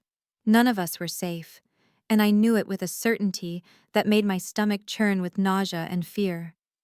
Marco was checking Bianca, who'd fallen during the shooting, and from his expression I knew, before he said anything, that she was dead, caught in the crossfire, her blood spreading across the cheap carpet, her eyes staring at nothing. Her role in this tragedy ended violently and suddenly. "Boss," Marco said quietly, "she's gone, and we need to move now. This was a hit. They weren't shooting at random. They were trying to take you out, and they'll try again." Dante nodded, helping me to my feet, his hands steady on my arms even though I could feel him shaking too, could see the rage and fear warring in his expression. "Get her to the car," he told Marco. "Get her back to the penthouse, lock it down, and I want every available man looking for Alexei Kozlov. I want to know where he is, who he's working with, what his next move is. I want everything." "I'm not leaving you," I said, grabbing Dante's arm, my professional composure completely shattered, my carefully maintained distance from his world demolished by bullets and blood, and the reality of what danger actually meant. "You're going back," Dante said firmly, his hands cupping my face, forcing me to meet his eyes. "You're going back to the penthouse where you'll be safe, where Luca needs you. This is my world, Maya. This is what I tried to warn you about. This is why you should never have gotten involved." "I chose this," I said, my voice stronger now despite my shaking hands. "I chose to come with you. I chose to stay. I chose to be part of this. You don't get to protect me by pushing me away now." "We can argue later," Marco interrupted, his voice urgent. "We need to move, boss, now, before they regroup." Dante held my gaze for one more second, something passing between us that felt like a promise or a warning or both, and then we were moving, running through the shattered motel room, past Bianca's body, through the door into the parking lot where Dante's security team had secured a perimeter. The drive back to the penthouse was silent, except for Marco's clipped communications with his team, coordinating security, arranging cleanup, reporting the death to whatever police contacts Dante had, who would make sure this incident got handled quietly. I sat in the back seat next to Dante, his hand gripping mine so tight it hurt, neither of us speaking, both of us processing what had just happened, what we'd learned, what it meant. Alexei Kozlov knew about me, knew I mattered to Dante, knew I was a weakness that could be exploited. And Bianca was dead. The only person who could have testified about Alexei's plan. The only direct link to whatever larger conspiracy was unfolding. By the time we reached the penthouse, my shock was giving way to a different emotion. Not fear anymore, but anger, rage at Alexei for targeting Luca, for putting a baby into anger, for making Dante live through 3 months of hell, for turning me into a target, for proving that Dante's world was exactly as dangerous as he'd warned, and I'd chosen to ignore. Dante pulled me close in the elevator, his face buried in my hair, and I could feel him shaking, could feel the carefully controlled facade cracking. "I almost lost you," he whispered. "If you'd been hit, if you'd died because I brought you there, I couldn't. I can't." "But you didn't," I said firmly, pressing closer. "I'm here. I'm alive. We're both alive. And we're going to figure this out. Going to protect Luca. Going to stop Alexei before he hurts anyone else." When the elevator doors opened, Rosa was waiting, her face pale with worry, Luca asleep in her arms, and the sight of him safe and peaceful made something crack in my chest, made the reality of what we were facing hit home in a way the bullets hadn't. Alexei Kozlov knew about Luca, knew about me, knew about everything, and he wasn't going to stop until he got what he wanted or we stopped him. And for the first time since I'd picked up a stranger's baby during a robbery, I understood what I'd really chosen, what staying in Dante's world actually meant, not sanitized danger from a distance, but real violence, real death, real consequences that could end lives in seconds. Back at the penthouse, I sat wrapped in one of Dante's shirts because my own clothes were ruined, blood spatter and dirt, and the smell of gunpowder that no amount of washing would remove. My hands shaking so badly I could barely hold the cup of tea Rosa had pressed into my hands before she left, taking Luca to a secure location that Dante called the family estate, somewhere outside the city with armed guards and surveillance and all the protection money and power could provide. The penthouse felt empty without Luca's presence, without his babbling and toys scattered across the expensive furniture, without the sound of his laughter or his crying, or the soft breathing of his sleep, just silence and the city lights twinkling below, and the knowledge that everything had changed, that violence I'd only understood abstractly was now viscerally real, that Bianca was dead, and I'd been feet away when it happened, that bullets had torn through the air where I'd been standing, and pure luck was the only reason I wasn't dead too. Dante sat across from me, elbows on his knees, and he looked more exhausted than I'd ever seen him, his perfect styling disrupted, his shirt stained, his face showing every one of his 28 years, plus the weight of everything he carried. And when he finally spoke, his voice was rough with emotion. He wasn't trying to hide anymore. "I'm sorry," he said, the words simple but loaded with meaning. "I should never have brought you into this, Bianca's death, Alexei knowing about you. All of it is my fault. I should have sent you away the moment I found Luca, should have kept you separate from my world, should have protected you better." I looked up from the tea I couldn't drink, finding my voice even though it shook. "I made my own choice," I said. "You warned me. You told me your world was dangerous. You gave me every opportunity to walk away, and I chose to stay." "Warnings aren't enough," Dante said, running a hand through his hair and disrupting it further, leaving it standing in peaks that would have been funny in any other context. "Warnings don't prepare you for the reality of violence, for watching someone die, for bullets tearing through walls. Warnings are just words, and words don't capture what it's actually like." He stood up, pacing the length of the living room, and I could see him building to something, could see the decision forming in the tension of his shoulders. "I'm arranging a new identity for you," he said, his voice taking on that controlled tone he used when discussing business, new city, new job, new life. "You'll have financial security, enough money that you'll never have to work again if you don't want to. And Alexei will never find you. I'll make sure of that. You'll be safe." "And Luca?" I asked, my voice breaking on his name. "Where does he fit in this plan? Do I just never see him again? Never know if he's okay? Never get to watch him grow up?" Dante's jaw tightened, the muscle jumping under his skin. "We'll be protected," he said. "I'm moving permanently to the estate, full lockdown until Alexei is handled, until the threat is neutralized. Luca will be safe, I promise you that." "So you're sending me away," I said, the words tasting bitter.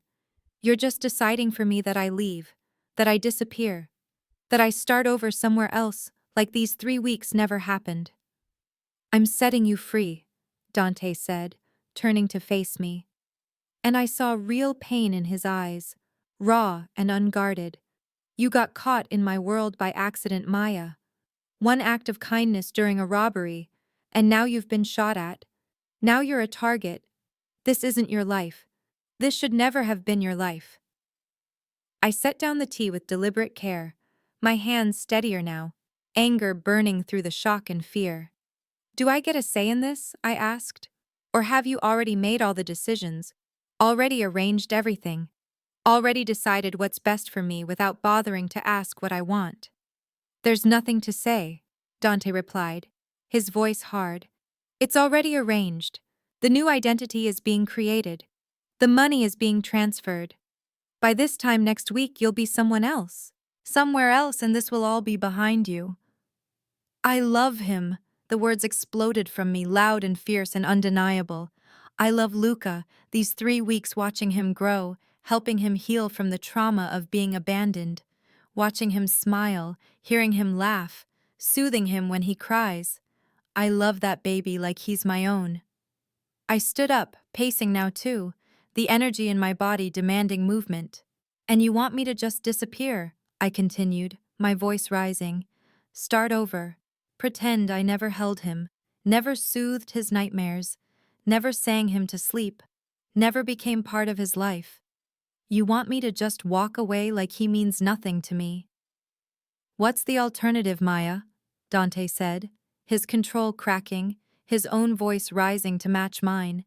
You stay and spend your life looking over your shoulder, wondering if every stranger is a threat, wondering if today's the day someone uses you to get to me, watching my son grow up surrounded by armed guards and security protocols. Is that what you want? Is that the life you're choosing? Yes, I shouted. If it means I don't lose him, if it means I get to be part of his life, if it means… I stopped myself, the next words too revealing, too honest, too much. If it means what?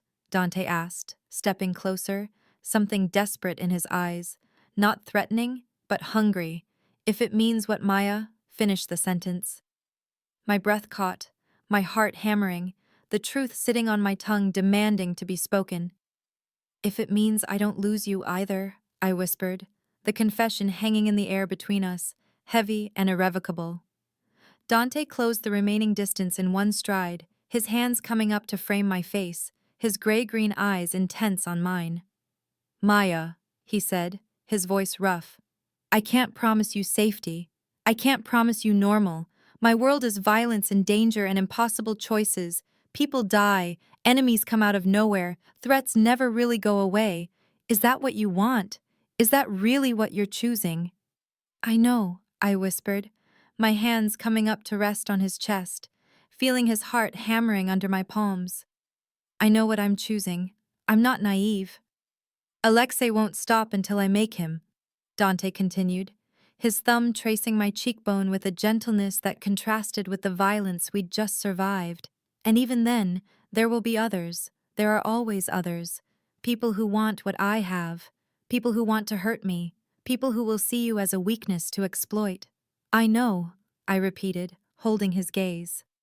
You deserve better than this, Dante said, his voice almost pleading. Better than me, better than my world. You deserve someone who can give you safety and normalcy and a life that doesn't involve bulletproof cars and armed guards. Maya's hands tightened on his shirt. What if I don't want better? I said, my voice steadying with certainty. What if I want this?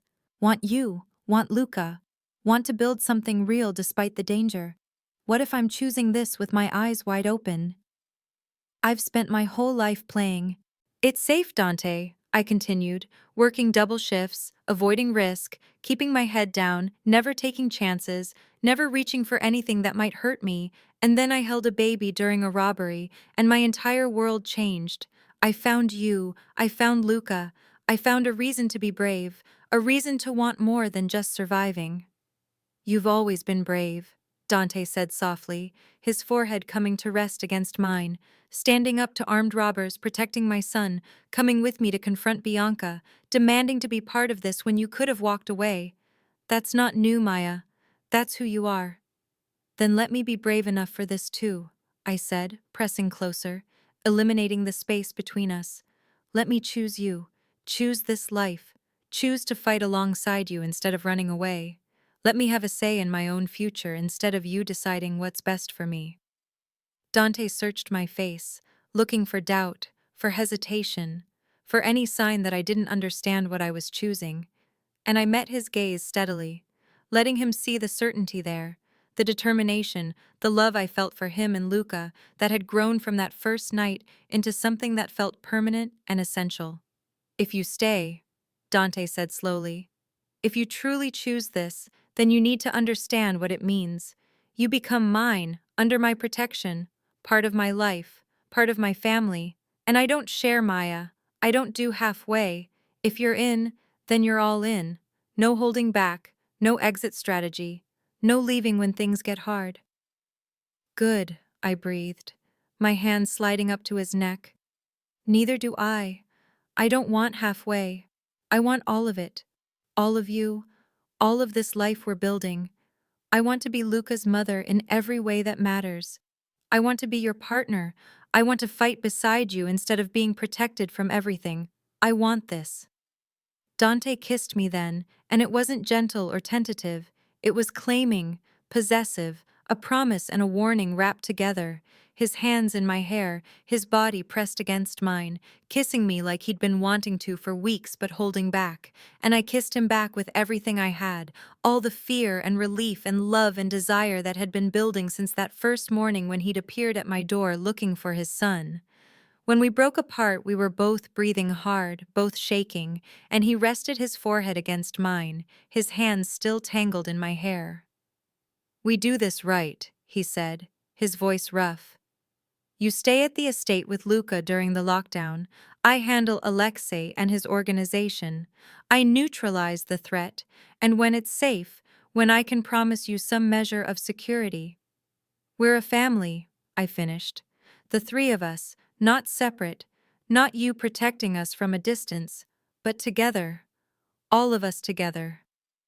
"The three of us," Dante agreed, and I could hear the emotion in his voice, the hope and fear and desperate love. Yes, the three of us. A family. He kissed me again, softer this time, tender instead of claiming, and I felt something settle in my chest, some question I hadn't known I was asking getting answered, some piece of myself I'd been missing clicking into place. 2 months later, I stood in the gardens of the estate watching Luca toddle between me and Dante, his walking still more stumbling than actual steps, but he was determined, refusing help even when he fell, getting back up with the kind of stubborn persistence that made both Dante and I laugh because we each claimed he got it from the other. The threat had been neutralized, Alexei dead in a confrontation I hadn't witnessed, and Dante hadn't detailed. His organization dismantled, his people either dead or scattered or absorbed into other operations. And while the danger wasn't gone, would never be completely gone in Dante's world, it was manageable now, reduced to background radiation instead of immediate crisis. The estate had become home in a way the penthouse never quite had. Sprawling grounds and gardens, enough space for Luca to run when he got older, enough security to keep us safe without feeling like a prison. And I'd fallen in love with the morning light in the breakfast room, the way the gardens smelled after rain, the sound of Luca's laughter echoing through rooms that had been too quiet for too long. I wore a simple ring on my left hand, white gold with a single diamond, nothing ostentatious because that wasn't me, and Dante had known that when he proposed last week in Luca's nursery, getting down on one knee while Luca tried to eat the ring box, and I laughed and cried and said yes before he could finish asking. I'd been dividing my time between the estate and the hospital's new pediatric wing, funded by Dante's anonymous donation that everyone knew came from him, but pretended not to. Working 3 days a week because I loved nursing, but also loved having time with Luca, loved being present for his milestones, loved this balance between the career I'd worked so hard for and the family I'd found accidentally. "He's got your stubbornness," Dante observed as Luca fell for the third time and refused Dante's offered hand, pushing himself back up with determination written all over his small face. "And your determination," I countered, watching Luca focus completely on reaching me, his little face serious with concentration. Luca finally made it to my lap, triumphant, and I scooped him up with a laugh, spinning him around until he giggled. "You did it," I said, covering his face with kisses. "Such a big boy. You walked all the way to Mama." The word Mama still made my heart clench with joy and disbelief. Still felt like something I didn't quite deserve, but was claiming anyway, because Luca called me that now, had started saying it a few weeks ago, and now used it constantly. Mama, mama, mama, and every time it felt like a gift. Dante watched us, his son and the woman who'd saved them both, and I could see something in his expression that I recognized from my own heart. Peace not as the absence of danger, but as the presence of something worth fighting for, something worth protecting, something worth building a life around despite all the risks and complications. "I love you," he said simply, the words still new enough to make me catch my breath, still precious enough to make me smile every time. "I know," I said, shifting Luca in my lap so I could meet Dante's eyes. "I love you too, both of you, so much it scares me sometimes." Luca chose that moment to reach for Dante, wanting both of us, his little arms stretching between us, and we accommodated him like we always did, moving closer together on the blanket until we were one unit. Luca in the middle, happy and secure, both of us touching him, touching each other, a family in every way that mattered. "Thank you," Dante said quietly, his arm around my shoulders, Luca playing with both our hands. "Thank you for holding him that night, for choosing to stay, for choosing us when you could have walked away, for being brave enough to love us despite everything." Maya leaned her head on his shoulder, breathing in the scent of him, mixed with the garden flowers and Luca's baby shampoo. "Best wrong place, wrong time moment of my life," I said, and meant it with everything in me. Because stumbling into that pharmacy at 11 p.m., holding a stranger's baby during a robbery, refusing to put him down despite the guns, all of it had led here, to this moment, to this family, to this love that felt bigger than anything I'd imagined possible. Dante kissed my temple, then Luca's dark curls, and I felt his chest expand with a deep breath, felt him relax in a way he rarely did, the constant vigilance easing just slightly in this moment of peace. "Mine too," he said softly, and we sat there in the garden sunshine, the three of us together, watching Luca discover his world, knowing that the danger was still out there, that Dante's life would always carry risks, that we'd chosen something complicated and difficult, and sometimes terrifying, but also knowing that we'd chosen each other, chosen this family, chosen love despite everything, and that somehow, impossibly, beautifully, it was enough.